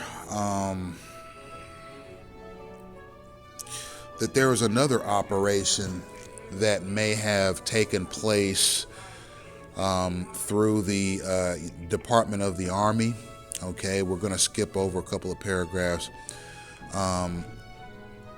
We're going to start with through the main active years for MK Ultra were 1953 to 1963. The CIA is conducting an internal inquiry to determine what its role may have been in a project coordinated with the Department of the Army, codenamed Often Chickwit. That was active until 1973. So it wasn't, well, so it was essentially MK Ultra from 1953 to 63. Those were the primary years that this program was operating. But there's also another operation that the CIA coordinated with the Department of the Army called Often Chickwit, which is a strange name for a mind control experiment, but that operation may have run for 10 years by itself, from 1963 to 1973. So you have MK Ultra and Operation Chickwit, apparently. And Operation Chickwit is something that involved Georgetown University Hospital, which was where many of Washington's most powerful figures went for treatment. And Ted Kennedy's son was treated for cancer there. And apparently the agency was seeking an institution where its own personnel could test a lot of drugs on people, including a knockout pill, which is probably this knockout pill that you've been hearing about, where it gets you so high you just don't know where you're at, and it has the capacity to cause you to go to sleep. But like gang stalking, Project MK Ultra essentially put organized pesterers on an assembly line. They just come at you one after the other, after the other, after the other, off of signals. And it's funny that these persons think that I'm gonna just go along with this. I mean, the subjects of COINTELPRO eventually exposed the program. The subjects of MK Ultra eventually exposed the program. And the subjects of gang stalking are going to expose this program as well. The difference between the three is this. There seems to be more of a campaign with gang stalking to deny its existence and to paint the people who come forward about it as psychotic or crazy or insane or suffering from personality disorders, mood disorders, or schizophrenic paranoia. Okay, that's the difference between gang stalking and MK Ultra and COINTELPRO. All three involved the Departments of Defense and Justice operating in a synchronous fashion to conduct human experimentation protocols on U.S. citizens. All three are the same in that regard. But when people started coming forward about COINTELPRO, it was investigated by the media. It was investigated by Congress. It was investigated by the Departments of Defense and Justice. When people started coming forward about MK Ultra, it was investigated by the media. It was investigated by Congress. It was investigated by the Departments of Defense and Justice. But there seems to be sort of a procedure with respect to gang stalking that's a little different, right? So with gang stalking, people are coming forward about it, but it's not being met with the same sense of urgency that MK Ultra and COINTELPRO were met with when these programs were exposed. Gang stalking is being treated a little differently. The media has taken no interest in it. There have been no congressional hearings on it. And the Departments of Defense and Justice are ignoring people's complaints about it. So it's like it was almost as if the U.S. federal establishment learned its lesson from MK Ultra and COINTELPRO. Don't give any credit to the people who expose it. You see, because once MK Ultra and COINTELPRO were exposed by the general public and investigated and made public even further by the news media and by Congress through congressional hearings, now those programs have to end. Now the Departments of Defense and Justice have to apologize for those programs and risk looking bad. You see, when they put gang stalking together, they essentially eliminated those possibilities of people coming forward and exposing it, looking like heroes and making the U.S. federal government look like an evil empire who sees its own citizens as expendable, right? But it don't matter. The U.S. Congress doesn't have to do nothing about it. The U.S. Congress doesn't have to do nothing about it. I'd like them to, but they don't have to. The media, they don't have to do nothing about it either.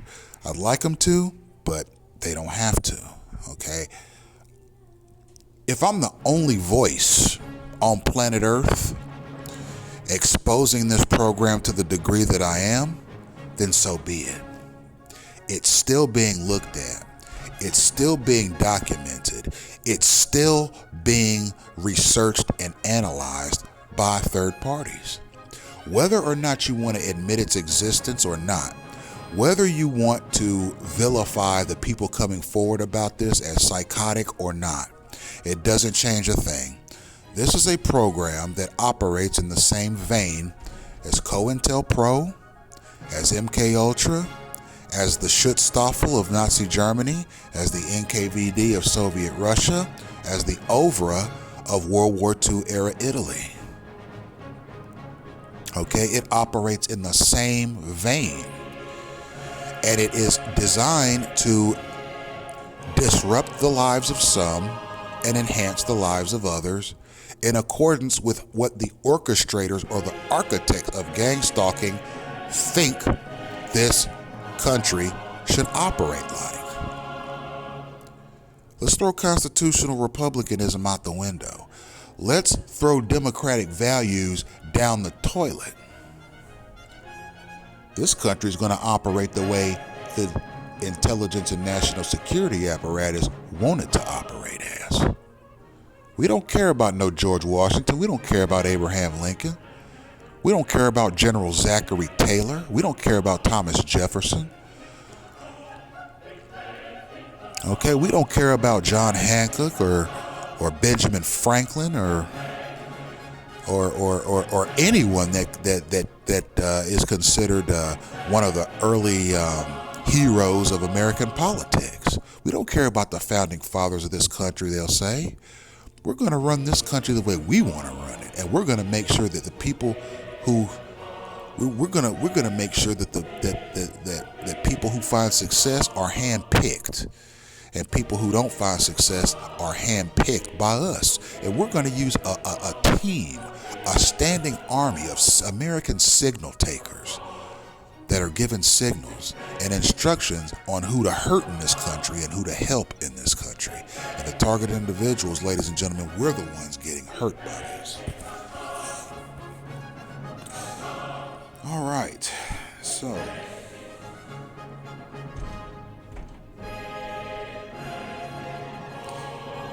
we are going to move on down to the next article. This newspaper article is let's see.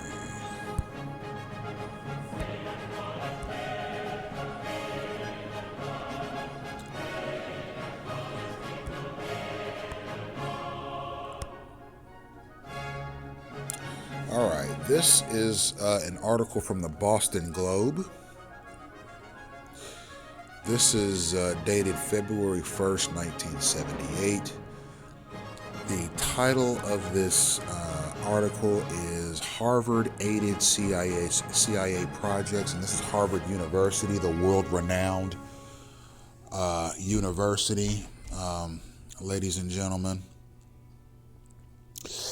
It says here, Harvard University yesterday confirmed reports that it unknowingly participated in 2 research projects funded by the Central Intelligence Agency in the Central Intelligence Agency in the 1950s and in the 1960s as part of the agency's controversial MK-Ultra project.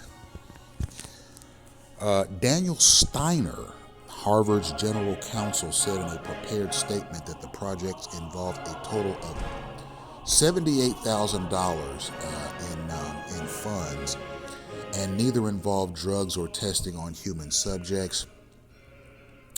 MK-Ultra, a $25 million CIA program that included research on human behavior and brainwashing techniques, came under fire last by summer Emmanuel after disclosures that it Smith. included tests on unwitting human subjects and sometimes the administering of LSD and other hallucinogenics.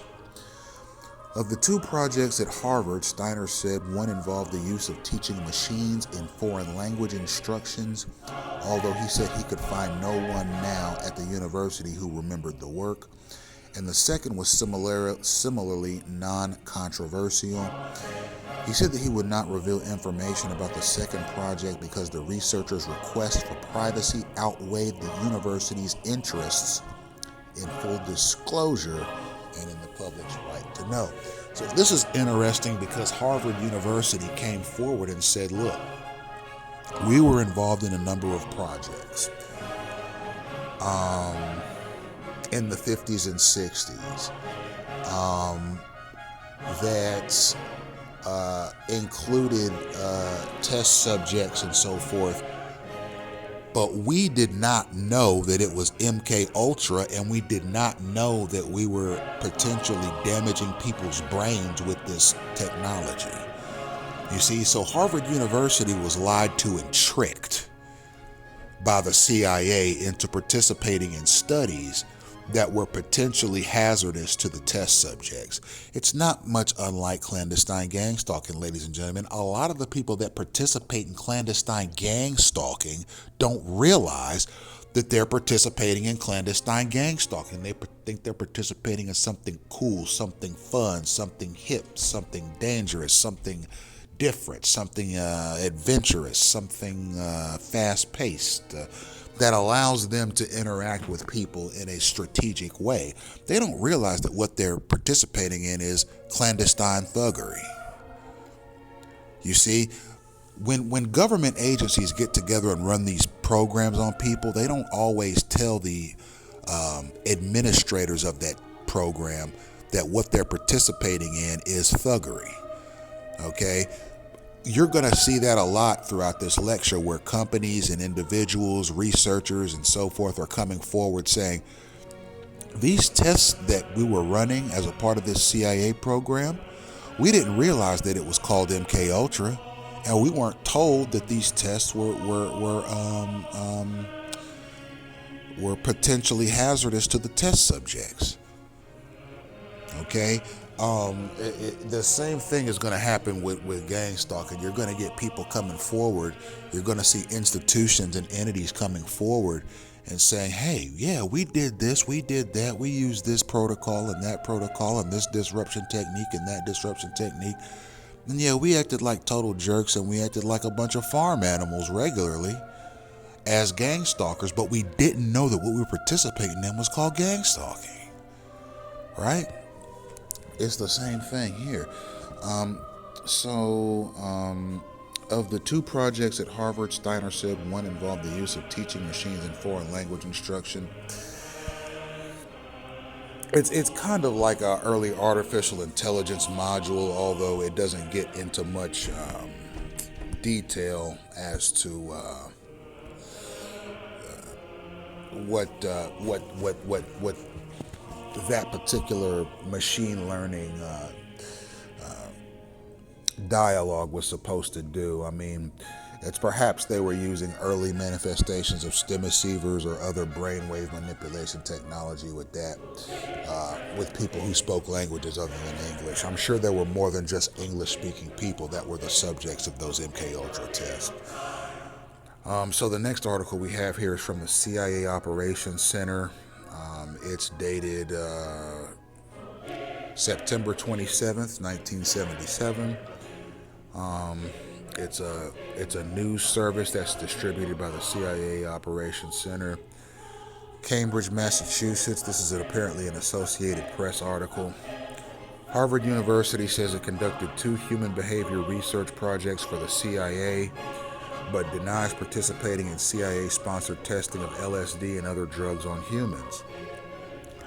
Monday's announcement was Harvard's first disclosure on its involvement. It gave no details of the work done for the CIA, but said a full statement on the projects is being prepared. The Harvard announcement of involvement in the CIA's MK Ultra Human Behavior Project follows similar reports by the Massachusetts Institute of Technology and California Stanford University outlining their involvement in CIA-funded projects. The Boston Globe claims that the new disclosures point up incomplete record-keeping on the experiments by both the CIA and the institutions involved. The Globe says MIT was involved in at least 3 of 135 MK Ultra projects carried on nationwide. Dr. Edward Schein, an MIT professor, said 2 weeks ago that he took CIA money for a brainwashing research. The studies resulted in a book entitled Coercive Persuasion.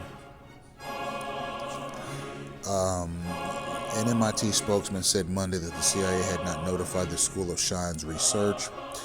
The university had previously disclosed only a study of Soviet scientists as possible defectors. So what we see in this article, ladies and gentlemen, is we see where Harvard University has elaborated on its participation in the CIA's MK Ultra project. What it's saying is, without actually saying it, is that it was deceived. It did projects for the CIA, but it's saying that it didn't do state-sponsored testing of LSD and other drugs during those human behavioral studies.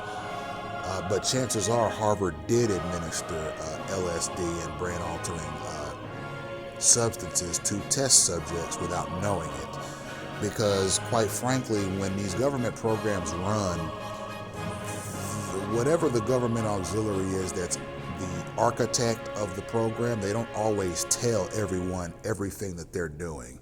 They just give them instructions and orders, and the people carry it out, but there's something else happening. So, for example, let's say the orchestrators of MK Ultra went to these Harvard and MIT, which is the Massachusetts Institute of Technology, these professors, and paid these people to take part in brainwashing experiments.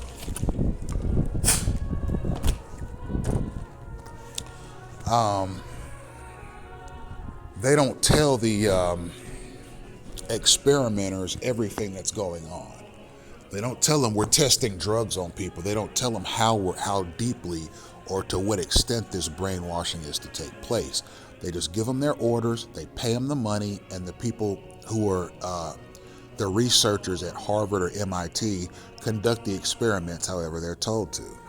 But later on, apparently, these people came forward and said we didn't realize that we were administering hallucinogenic drugs to people. That wasn't told to us.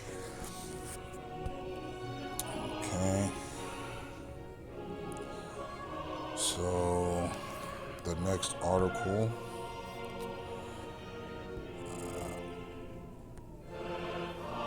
Oh, and also it said there was a study of Soviet scientists as possible defectors. So apparently there were some Soviet scientists at Massachusetts Institute of Technology who declined to participate in the study. All right, next article. This is from the New York Times, October 7th, 1977. Circumcision tests in 1961 disclosed in CIA data. The Central Intelligence Agency conducted experiments 16 years ago on circumcised boys to determine whether the operation left any emotional after effects, according to secret documents released Friday by the agency. The aim was to determine whether circumcision at a significant stage in the boy's development produced anxieties such as fear of castration,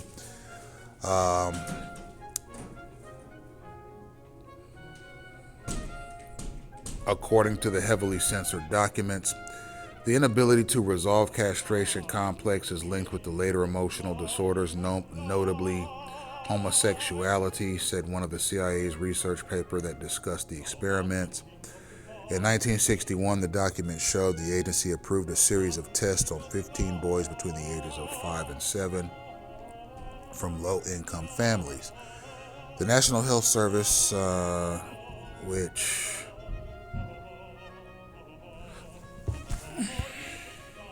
chose the boys from a culture whose identity was deleted from the documents, which are latest in a series released by the CIA in response to a request under the Freedom of Information Act. The documents chronicle a massive program codenamed MK Ultra conducted in the 1950s and 60s to control human behavior through the use of primarily mind-altering drugs. Admiral Stansfield Turner, the director of Central Intelligence, said recently that the agency no longer conducts such experiments and has taken steps to ensure that such tests will never be conducted again. Okay, this is one of the more bizarre experiments that occurred through the MK Ultra, under the MK Ultra umbrella.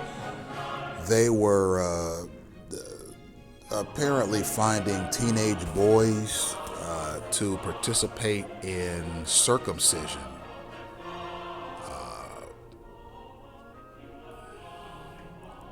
tests to see if there were any emotional after effects. Circumcision is when the foreskin of the male penis is removed using a blade or laser,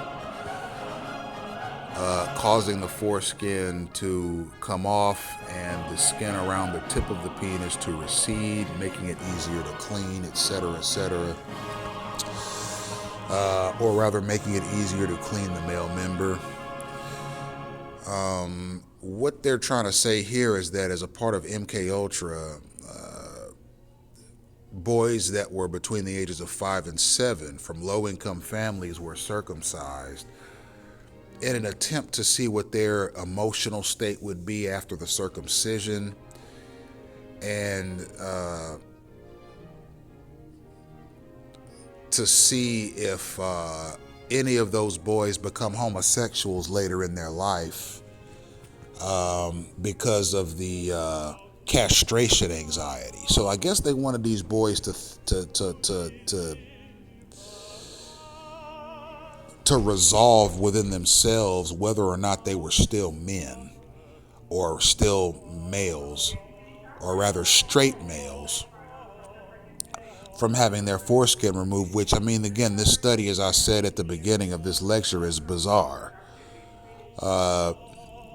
To me, it doesn't make any sense at all that a straight boy, or a boy who has genuine attractions to females, would become what this article describes as an anxious homosexual simply from having experienced circumcision. A circumcision is not a castration, but they're saying that these circumcisions might cause castration anxiety in these boys. And they're going to apparently monitor these boys over the next few years to see what their behaviors, their sexual behaviors become, which is bizarre because, again, 5 years old, 6 years old, 7 years old, you undergo something like a circumcision. It's a very routine, very common surgical procedure that has not produced any testable evidence as to a man's sexual behaviors. There's no link between being circumcised or being uncircumcised and whether or not you decide to be straight or homosexual. There's no data in existence that tests whether or not one or the other is the result of circumcision or not being circumcised. So this is just a bizarre experiment. It doesn't appear to have any scientific value at all, and its auspices are a little strange.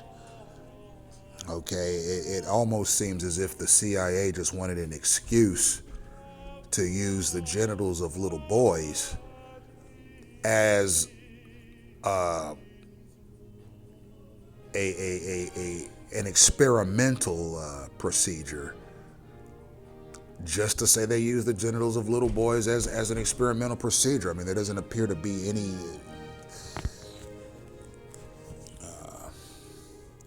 value to anything that's being asserted here. We'll move on to the next article here. This is from the Washington Post newspaper. It's dated August 6, 1977. This is a news article. Senators would force 4 CIA mind controllers to testify. 4 former members of a secret CIA behavioral control project were subpoenaed yesterday to testify publicly about drug tests and other human mind control experiments conducted in the 50s and 60s. The subpoenas were issued by Senator Edward M. Kennedy's Subcommittee on Health and Scientific Research and Walter P. Pasternak did not show up at a closed subcommittee session. The subpoenas are for September 9th. They're essentially Pasternak, who is apparently a senator has been linked to one or more of the bizarre projects for MK Ultra, which is the code name for the intelligence agency's mind control experiments. Senate investigators have receipts signed by former CIA employees for $2,000 and $100 bills that were distributed to the persons involved in Operation Midnight Climax. That project involved alleged prostitutes and drugs given to unwitting persons lured into a safe house operated by, the district attorney. It just says DA in San Francisco. Pasternak has also provided the subcommittee with somewhat unclear accounts of the activities of the Society of the Investigation of Human Ecology, a CIA-funded research group that conducted human behavior experiments. In addition to Pasternak, the senators subpoenaed by Dr. Sidney Gudaleb, a retired CIA official who ran MKUltra, Dr. Robert Lashbrook, a former CIA chemist who now teaches at the University of California in Santa Barbara, and Dr. Charles Cheskik, a former CIA consultant and professor emeritus at Georgetown University. Details of MKUltra have been widely publicized since the CIA recently released 8,000 pages of recently discovered documents relating to the experiments. In San Francisco yesterday, CIA Director Stansfield Turner called the drug and brothel activities abhorrent and said the number of such CIA operations is now 0. So I'm going to stop right there, ladies and gentlemen. The 4 of the mind controllers, or 4 of what you might describe as the architects of MKUltra, were going to be subpoenaed to testify before a Senate committee by Senator Ted Kennedy. So Senator Ted Kennedy, and mind you, you might notice, at least I've noticed through my examination of these documents, that there are more Democratic senators that have taken an interest in bringing the orchestrators of this project to justice. Now, that's not to say that there's any sort of a moral or ethical lapse in judgment with respect to Democrats or Republicans. It's just that when it comes to investigations over and across the spectrum of investigatable crimes or instances of corruption that have occurred among the elite in American society, Democrats have always taken the lead on these things. I mean, going back as far as you can remember, I mean, even when you look at, for examples, we're in Black History Month right now. I think civil rights deserves a look in these matters. So in the civil rights movement, it was mostly Democrats that took the lead in making it a federal priority. When there were atrocities in Vietnam being committed by the soldiers against civilians, it was Democrats that stood up and said, we want to investigate these crimes against humanity that are happening against the Vietnamese people. If you look at things like social welfare or incarceration rates or prison terms, the fairness of the administration of capital punishment, the Iraq War, social justice and equity. Okay, these are things that the Democrats have always stood up and made a priority. Republicans have always taken a more nationalistic approach to corruption and shocking scandals like this. And it's possible that these Republicans have personal problems with what's happening, but it's the Democrats that have stood up to the plate on this issue of MK Ultra. You know, it's difficult to ascertain whether or not Democrats will stand up to the issue of gang stalking. I believe President Trump, for example, is a decent man. He's always been the kind of person that has not shied away from calling out corrupt actors or deleterious actors in American government. He seems like the kind of renegade Republican type to call out clandestine gang stalking as a deleterious thing. I am a bit surprised at the silence of the Democrat Party on clandestine gang stalking. Democrats have always been, and mind you, I'm a Republican myself. I'm a registered Republican. But I am fully aware of the Democrats' track record of looking into government scandals like this and taking the lead on them. But I haven't heard a single Democrat anywhere in the country talk about clandestine gang stalking. Now, that's not to say that they're deleterious themselves. It's just the silence is deafening on this topic, not only with respect to the Democrats, but with respect to the Republicans as well. There are a lot of Democrats and Republicans that I think are decent people that I would like to see speak out on this matter in various capacities when the time comes, but obviously the time is definitely now. So these 4 mind control testers for the CIA are going to be subpoenaed by this Democrat, Edward Kennedy. And mind you, this is the type of testimony that could make the CIA look horrible. Okay, and today's CIA is a little more careful as to how it manages its interactions with people that it's doing illegal experimentations on. Mind you, ladies and gentlemen, the Nuremberg laws that came about after the annihilation of the Nazi regime made human experimentation illegal. And here we have the United States, the freest country in the world, doing human experimentations on people. And it's kind of ironic because the United States was the enemy of Nazi Germany. But here the United States is using Nazi German era tactics on unwitting citizens. And what I'll do is I'll stop here and say briefly, my gang stalkers are desperately trying to prove to foreign and domestic observers that what they're doing are harmless pranks against me in a synchronous fashion and that none of it is dangerous. Again, stalkers, undercover operatives, liaisons, I'm calling you a bunch of dirty cowards, okay? You see you have federal eyes on you. You see that there are foreign eyes on you.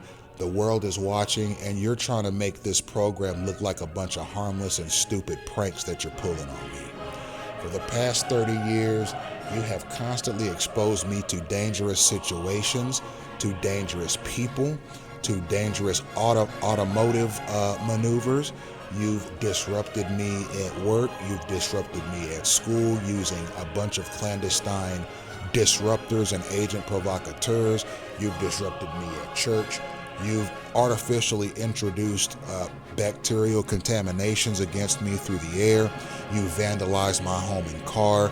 You've cost me valuable work and educational opportunities. You've hacked my data and gave it to my enemies. You've hacked my data and gave it to people who would like to see me harmed. You've hacked my data and sold it to people. You've sold my location to people. You've sold my significant other's location to people. You've tried to harm her equally as badly as you've tried to harm me. And quite frankly, you hoped that I would never find out about this. You hoped that clandestine gang stalking would end my life so you could ride off into the sunset like a pack of Wild Wild West Rangers or Wild Wild West cowboys or something. You know exactly what you've done, and you trying to downplay it because there are foreign and domestic eyes on me looking at what I'm experiencing on a daily basis. You ought to be ashamed of yourself. You ought to be ashamed of yourself. You're downplaying it, you're pulling back the intensity, and you're not showing them everything that you've done because you don't want to look like a pack of atrocious knuckleheads. You don't want to look like the thugs that I claim you are. You're trying to make yourself look like a bunch of harmless pranksters now that there are eyes on you. I'm talking to you stalkers, undercovers, and liaisons. You know the dangers and the harms you've presented to me over the past 30 years, especially over the past 10 years. And you ought to be ashamed of yourself. You ought to man up and own up to what you're doing. All right, and I'm going to continue calling you packs of zoo animals, and I'm going to continue calling you packs of deleterious and clandestine thugs as well. All right, ladies and gentlemen, we're going to get back to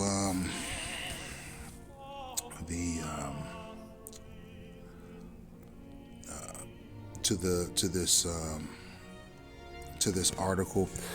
This is an interesting part of it. It says that there's information believed contained in files on 3 other CIA projects known as MK Search, MK Chickwick, and MK Often. That means that MK Ultra has other components to it. So MK Ultra apparently focused on behavior experimentation. There was also an MK Search, an MK Chickwick, and an MK Often. So those are 3 other programs in addition to MK Ultra that were run by the CIA as experiments on human beings. And files on all 3 of these programs have been promised to the subcommittee by Turner, who at the time was the director of the CIA. And this man, Admiral Turner, who was the director of the CIA during these experiments, is saying that he thinks that they're abhorrent and that they're horrible. Okay, it'd be nice to see somebody from the Department of Defense or Justice stand up about gang stalking and talk about how horrible it is and how dangerous it is and how deleterious it is and how it has the capacity to make the United States look bad, you see. But apparently the orchestrators of gang stalking and the participants of gang stalking don't care what it makes America look like. Just as long as they get to participate in something where they can conduct themselves in society like violent thugs and get away with it. I guess that's all that's important to them. So there is apparently in MK Ultra documents that have not been released as a part of a list of stockpiled exotic pathogens. Now, ladies and gentlemen, this ties into directly into what I have asserted as derived sicknesses or derived bacterial communications that befall targeted individuals. In MK Ultra, exotic pathogens were stockpiled. Okay, a pathogen is a bacterial unit. Okay, a pathogen is a bacterial unit. Okay, I'll say it once more. A pathogen is a bacterial unit. And it's saying that the CIA has stockpiled exotic pathogens, meaning that there are exotic or man-made bacteria that the CIA had stockpiled so that it could use these bacteria on people during MK Ultra experiments.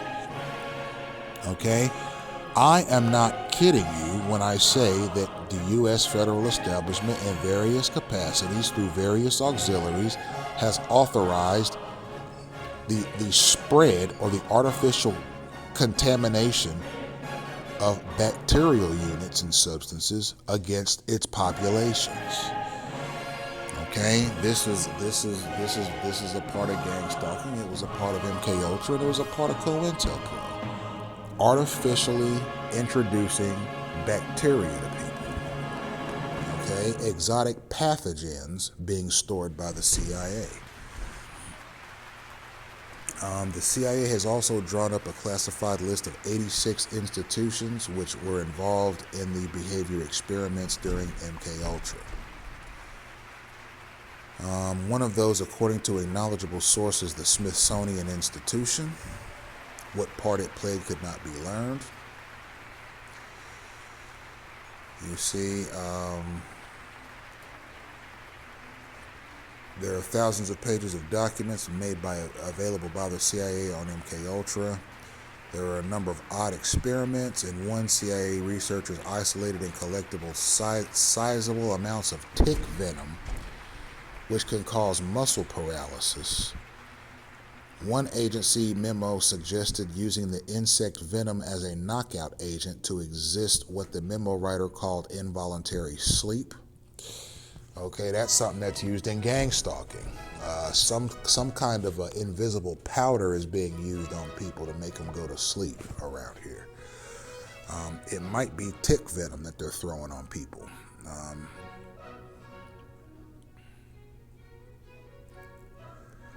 There's a chemical under investigation also called LSE, which produces the effect of a reversible chemical lobotomy. There's a guy by the name of Godaleb, Senator Godaleb, described a consultant named Geshiker having supplied misleading information to the IRS, the Internal Revenue Service.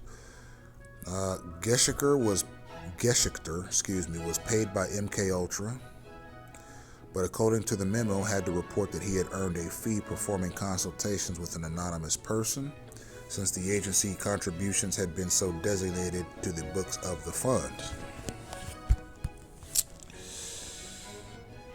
All right, we're going to move on to the next article.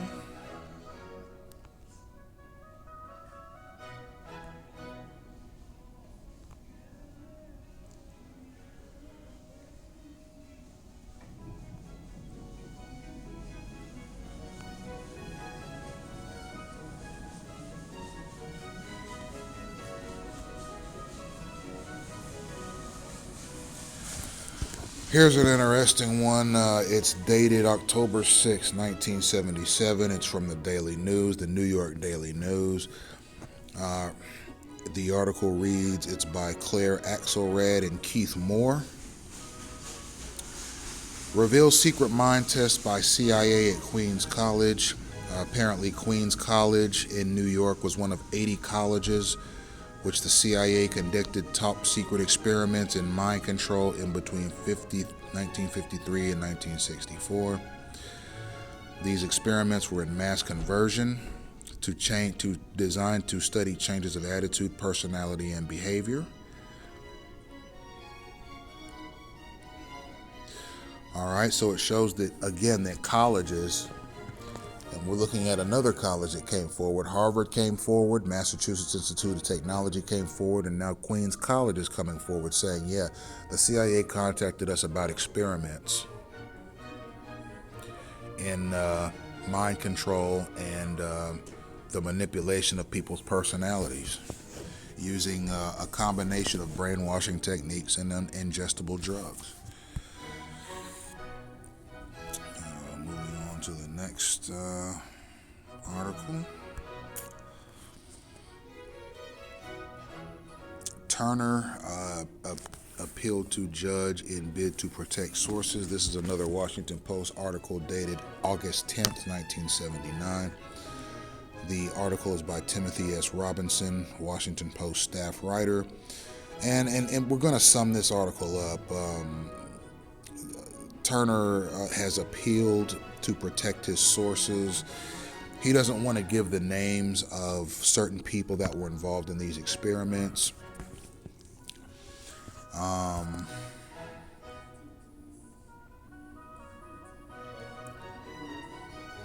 They don't want the CIA to lose its credibility, and they don't want the CIA to lose its ability to recruit civilian informants and participants in experiments in the future.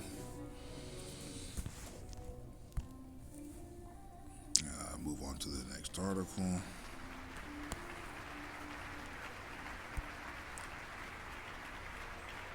The CIA chief admits to mind control tests. It's a reiteration of some things we've talked about, although he has denounced the test as abhorrent. That's one of the Chicago Tribune, August 4th, 1977.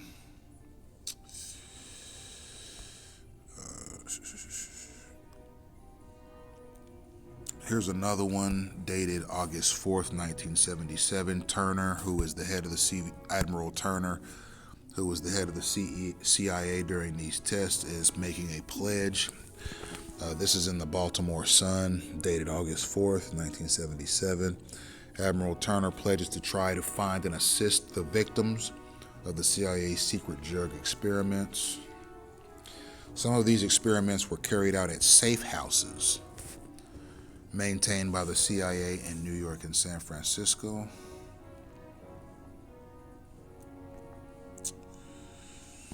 Move on to the next article. This is the Washington Post, September 2nd, 1977. CIA conducted mind control tests from up to the year 1972. So these tests were conducted from the 1950s to 1972. So that's 22 years of these experiments on U.S. citizens. There was chemical experiments, according to this article, biological experiments, under the CIA's code names Project Bluebird and Operation Artichoke. Subjects of the experiment included CIA personnel who were aware of the experiments and foreigners who may not have been aware of the experiments. So there were chemical and biological agents being used on people in these experiments. And these experiments were probably conducted in safe houses.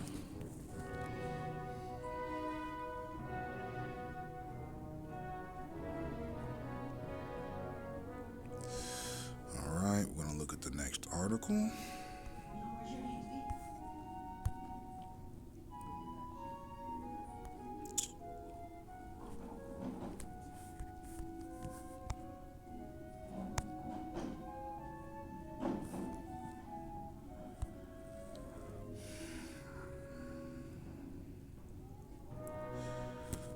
I'm going to look through this one that I found here. This looks like a letter. Okay, this is dated 19th of February, 1972. It's a Washington Post article. CIA is able to control minds by hypnosis, data shows. All right, so here's an interesting article. It says that the Central Intelligence Agency shook the theory that nice people cannot be made immoral under hypnosis, doing this by getting one woman to act out in a cold-blooded murder in 1951, according to declassified intelligence documents. The Cold War mind control experiment climaxed when the hypnotized woman, described as a peaceful and terrified of guns, fired a pistol point blank at a sleeping colleague, not knowing that the gun had been unloaded. So apparently this very nice woman who was scared of guns picked one up under hypnosis by the CIA and killed another one of the test subjects right there in the room.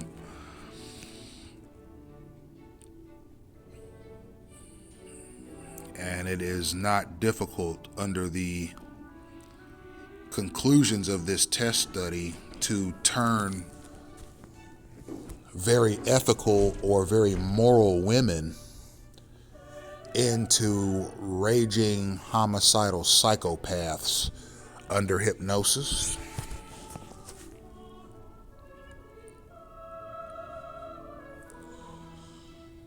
And that's apparently the long and short of that particular article is you can make a woman who is otherwise timid or ethical become a violent psychopath under hypnosis.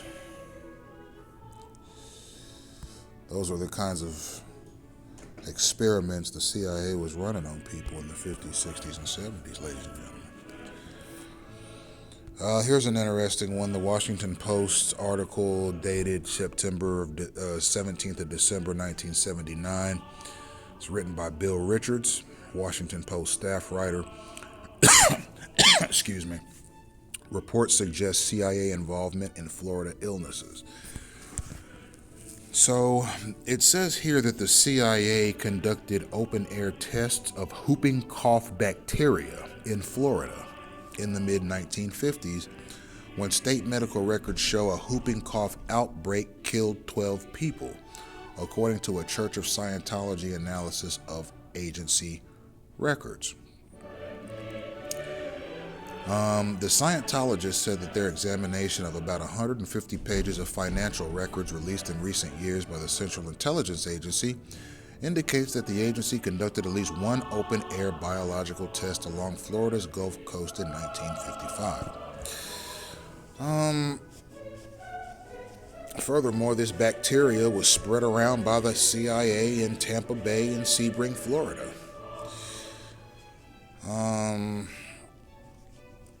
And when the CIA was spreading this bacteria around voluntarily, again, it's nothing but a terroristic biological attack by the CIA against its own citizens. You understand?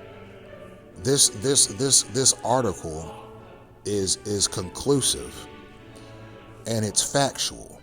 The CIA in the 1950s, voluntarily and knowingly, as a part of an experiment, spread whooping cough bacteria throughout the state of Florida. Okay?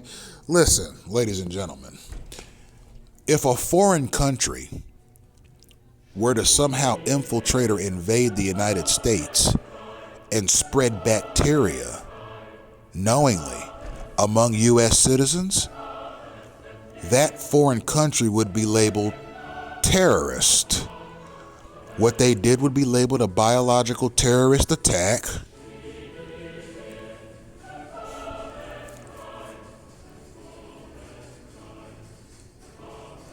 And that country would be seen as a war crime. But the CIA did that exact thing. It took whooping cough bacteria and spread it throughout the state of Florida and got several thousand people sick, and at least 12 people died. And that was called a CIA experiment. It wasn't called terrorism, but it is terrorism. They are intentionally inflicting diseases upon the American populace. And what's ironic about it is it was a taxpayer-funded experiment, and taxpayer money was going into the use of government resources, particularly by the CIA, to spread whooping cough throughout the state of Florida. Okay, who says the U.S. federal government has not conducted biologically terroristic experiments against its own citizens? This proves it. Gang stalking is no different. Gang stalkers, undercover operatives, and liaisons knowingly and willingly spread bacteria to targeted test subjects like myself. It's just what the U.S. federal government does, apparently. And this type of activity should spell the end of the CIA. Why does the U.S. taxpayer need an agency that conducts biological terrorism as an experiment against its citizens? At least 12 people died in this experiment. The CIA spread whooping cough throughout the state of Florida in the 1950s. Ladies and gentlemen, an act of domestic terrorism. And the CIA is just still doing stuff like this. We need to get rid of it. The United States of America doesn't need a Central Intelligence Agency that conducts acts of biological terrorism against its citizens for experimental purposes, okay?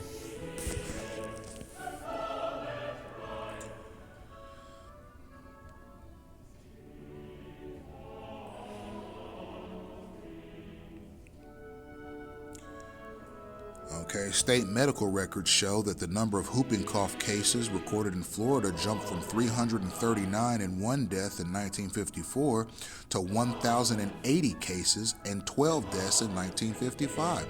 So just in 1 year, 750 new cases of whooping cough and 11 new deaths caused by the CIA just simply to monitor what the effect of spreading this whooping cough bacteria throughout Florida, what the effects of it would be. All right, and this is a part of MK Ultra. Part of MK Ultra was spreading diseases, ladies and gentlemen, to see how people's bodies and societies and communities would react to massive sicknesses.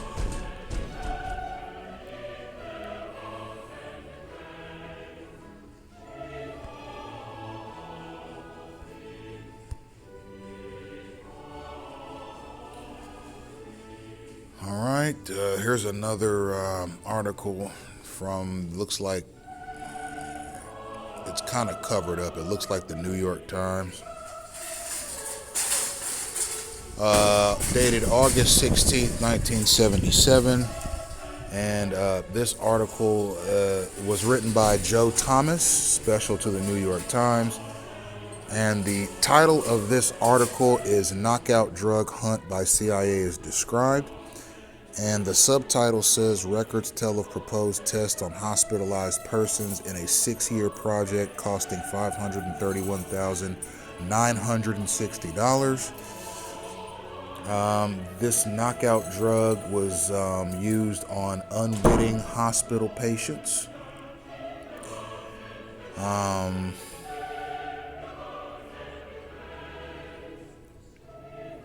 And this project was designed to discover the biochemical mechanisms that cause delirium to develop. And to develop new drugs and techniques to produce maximum levels of physical and emotional stress in human beings. So this is a part of MK Ultra, and definitely one of the most bizarre parts of MK Ultra. They are using, people who are terminally ill as test subjects for drugs that are engineered to cause maximum levels of emotional distress.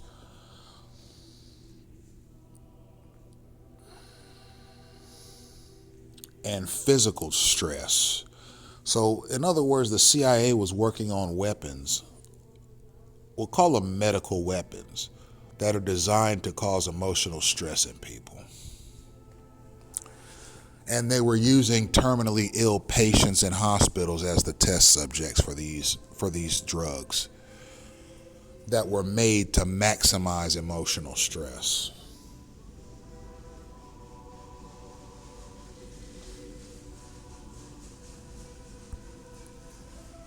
Um, 2-3. The extent of university work for the CIA is hard to pin down. This particular article was by the New York Times, dated Sunday, October 9th, 1977. It was written by Joe Thomas. Essentially, this article is just talking about the various institutions that participated in MK Ultra. It was colleges, it was universities, it was prisons, it was hospitals, it was safe houses. There were a lot of different locations that the CIA used to administer the brainwashing and other techniques that MK Ultra presented. And this person who worked at Massachusetts Institution of Technology said that he feels that his career and his personal life were injured by the CIA, who in 1957 received a $12,000 grant from the Society of Investigation of Human Ecology. At that time, Dr. Weiner was a guest at the Massachusetts Institute of Technology. And he's essentially saying that what the CIA did using him as a researcher for MK Ultra and using MIT as one of its testing grounds. He believes that the CIA through MK Ultra injured his research program, and he expressed deep regret and remorse at having participated.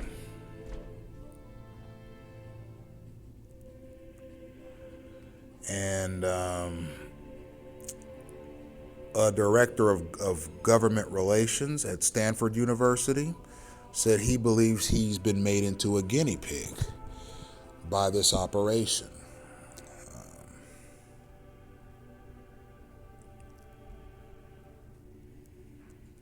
And mind you, the kinds of experiments that were run on people by MK Ultra left some of them dead and left some people were left paralyzed, some people were left sick, some people were left with brain damage, some people were left psychologically incapacitated. The kinds of experiments that were run by the CIA on the American people during this time period, 1953 to 1973, it caused all kinds of horrible damage to their personal and professional lives. And it also caused damage to the image of the CIA because it was investigated for its human experimentation on people. And when gang stalking was put together, the orchestrators of gang stalking said, we're not gonna make the same mistakes that the people who ran MK Ultra made. We're not gonna make the same mistakes that the people who ran COINTELPRO made. We're not gonna make those mistakes. When we implement gang stalking and use human test subjects for this, we're going to make sure that the Senate keeps their mouth shut. We're going to make sure colleges and universities keep their mouth shut. We're going to make sure the news media keeps their mouth shut. We're going to make sure the American people keep their mouth shut. And we're also going to stigmatize the people who come forward about it. And we're going to find renowned psychologists and sociologists to label these people as crazy, so that we won't run into the same legal problems with gang stalking as our predecessors ran into with MK Ultra and COINTELPRO, with all the Senate investigations and the apologies and people coming forward with their testimonies, and the CIA's image taking a hit, the FBI's image taking a hit, allegations of human experimentation and congressional investigations, and people being held accountable, and the program having to shut down in shame.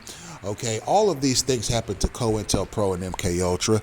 None of these things have happened so far to gang stalking, and that's by design. Okay, the orchestrators of COINTELPRO and MK Ultra, their work found its way into the hands of other deleterious actors in the Departments of Defense and Justice, who said, we're going to do something similar to COINTELPRO. We're going to do something similar to MK Ultra. We're going to merge them together and do human experimentation in the form of clandestine gang stalking, but we're going to learn from their mistakes. And this time around, there'll be no Senate investigations. There'll be no congressional investigations. There'll be no newspaper articles about it. There'll be no lawsuits. Okay, there'll be no consumer advocates coming forward. Okay, there'll be no university presidents going to the media talking about how messed up the program is. There'll be none of that, because we will coerce people to deny its existence, and we'll make it fun for people. We'll make it signal-based. We'll make it so that only certain kinds of American citizens are targeted, and we'll make it so that if anyone comes forward about it, they'll be labeled as crazy or psychotic or defective. You see. So we're going to move on to the next article. We're in the final three here.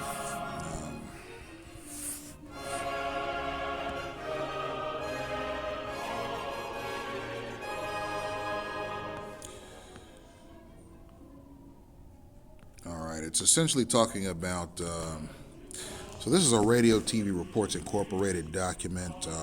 It's for the public affairs staff. The program is Jack Anderson Confidential, which was apparently a television show that ran on the station WJLA TV. This communication is dated February 12, 1983. It appears to be the transcript for a television show aired in Washington, D.C. on Project MK Ultra. And Jack Anderson, the host of this television show, begins 2 decades ago. The CIA carried out secret experiments on thousands of U.S. citizens. The purpose was to discover ways of controlling human behavior. The super secret program used unwitting victims as living test tubes for bizarre mind-altering drugs. The CIA called the project MK Ultra. Now, for the first time, some of the victims have stepped forward. They're former inmates of Atlanta Federal Penitentiary, where they were given LSD and other drugs as part of the MK Ultra program. Now they're suing the CIA for lying to them about the true purpose of the experiments, also for the mental damage that they say they suffered from drug sessions. So apparently, this particular article was aimed at some of the inmates in prisons that were subject to MK Ultra and the brain damage that they suffered as a part of its various drug experiments. And there was a lawsuit being brought against the CIA for subjecting them to these drugs while they were incarcerated. So you see another lawsuit. Okay, you're seeing lawsuits, you're seeing congressional hearings, you're seeing Senate investigations, you're seeing news media attention, you're seeing consumer advocate investigations, you're seeing people are coming forward and going on talk shows about it. This program got a lot of bad press during and after it ended, and it caused the CIA and the orchestrators of the project a lot of grief, and it brought the U.S. federal government some embarrassment that its CIA was doing stuff like this to people, unwitting American citizens. The orchestrators of gang stalking want to avoid lawsuits, avoid media attention, avoid congressional testimony, avoid Senate hearings, avoid newspaper clippings, avoid television interviews, avoiding lawsuits and all of these things, avoiding all these things. You see, they don't want gang stalking to get exposed the way MK Ultra got exposed, the way COINTELPRO got exposed. So they've taken precautions. The national security and the intelligence apparatus in this country, they've taken precautions to make sure that these things don't happen. And there's a reason why gang stalking is not a mainstream topic. It's because it's embarrassing to the United States of America. So, I'm going to go into the next article.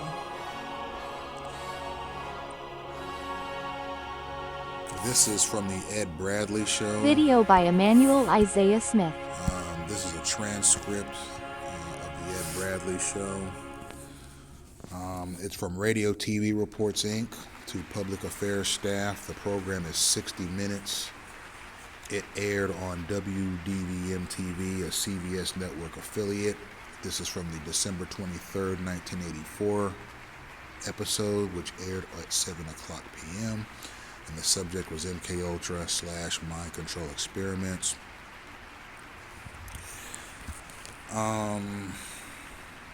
Essentially, this is basically the Ed Bradley Show. Not the Ed Bradley Show, but 60 Minutes, in which Ed Bradley was one of the presenters.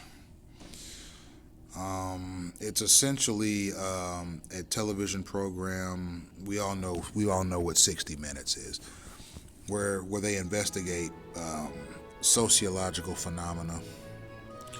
On this particular episode, some people who were the subject of COINTELPRO came forward about the effect that this program had on them. This program took place in prisons, hospitals, universities, workplaces, and safe houses all across the country.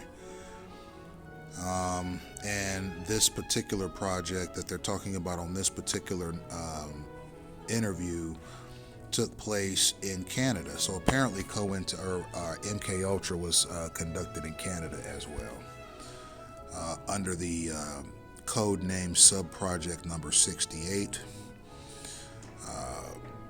Dr. Ewan Cameron, Zal Orico,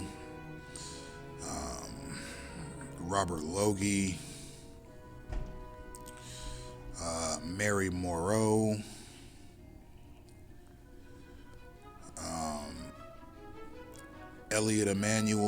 Dr. Elliot Emmanuel, and Dr. Harvey Weinstein, okay, Joseph Rao. There were a lot of people that came forward about this program, the effects that it had on them, and the effects that they observed that it had on some of their patients.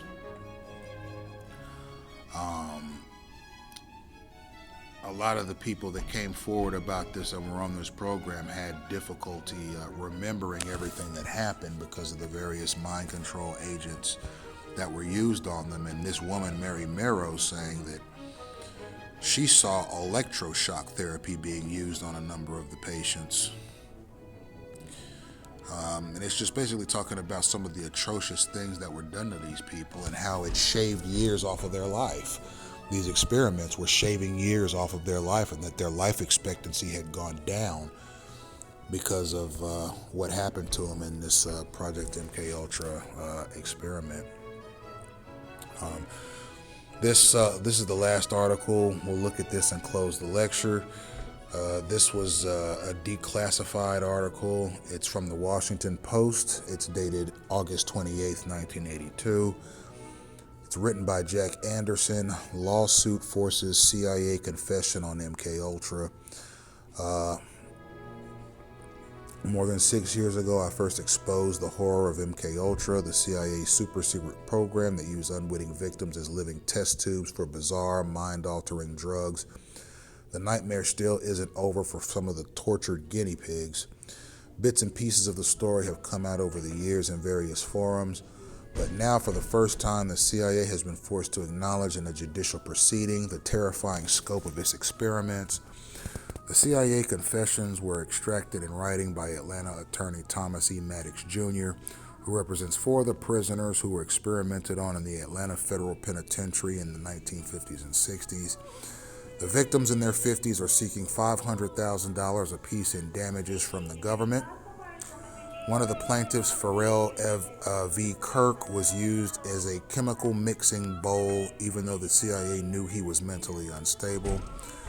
After being dosed with a variety of drugs, Kirk attempted suicide by burning himself alive and hanging himself, and once tried to chew his own arm off. A second victim, Don Roderick Scott, says he suffered permanent brain damage from the tests. A third, John R. Mayol, is a fugitive, and the fourth, James T. Knight, is still in prison. All 4 say they suffered flashbacks and other severe symptoms for years after they were drugged by the CIA. Here are some of the shocking admissions made by the Justice Department on behalf of the CIA under questioning by the victims' attorneys. MK Ultra's purpose was research and development of chemical, biological, and radiological materials in a clandestine operation to control human behavior. The CIA hoped psychoactive chemicals would work on victims' minds and emotions to release them from the restraint of self-control. This program was also intended to develop an anti-interrogation drug to counter Soviet truth serums, or possibly to scramble a CIA agent's brain so that any confession to his captors would be useless. MK Ultra and its successor, program MK Search, were terminated in part because of the drugs and techniques being too unpredictable in the effect of human beings. Nevertheless, the CIA pursued another chemical program, MK Burn, until at least 1970. One of its researchers, Dr. Carl Pfeiffer, who worked on MK Ultra, Pfeiffer has sworn he was merely trying to find a cure for mental illness. That is what Atlanta convicts were told. The materials developed and tested were hallucinogenic or would otherwise affect the central nervous system of humans. The substances included LSD, mescaline, a truth serum, and powerful amphetamines. The CIA can produce no written consent forms and admits no follow-ups were made of the guinea pigs. Normally, there weren't even doctors on hand that might, after the convicts were drugged, to evaluate their health. Some prisoners were so hopped up that they had to be given more drugs to attain sleep. 2 victims were transferred to a medical facility because of apparent mental problems. But CIA denies that this was because of an adverse reaction to its drugs, which were intended to duplicate psychosis. Though expense records were kept meticulously, $350,000 for the Atlanta sub-project, the overall records were ordered destroyed in 1973 by Dr. Sidney Gottlieb, a top CIA scientist. Pfeiffer destroyed the records in 1972. And as a footnote, the CIA refused comment. Gottlieb told my associate Les Whitten the Atlanta project was in keeping with the kind of experiments being done at that time. Pfeiffer doesn't ordinarily take calls, according to a voice at his New Jersey office. Okay, so that's the last article, ladies and gentlemen, and that's going to conclude the lecture. Ultimately, ladies and gentlemen, what you'll notice is that when it comes right down to it, yes, the U.S. federal government did conduct mind experiments on people, knowing that some of the mind experiments could cause health defects up to and including death. Ultimately, ladies and gentlemen, these documents, these reports, these newspaper clippings, all of them, ladies and gentlemen,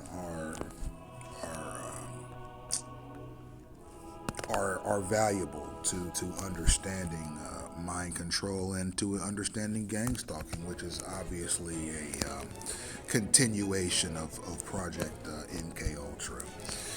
Thank you for tuning in.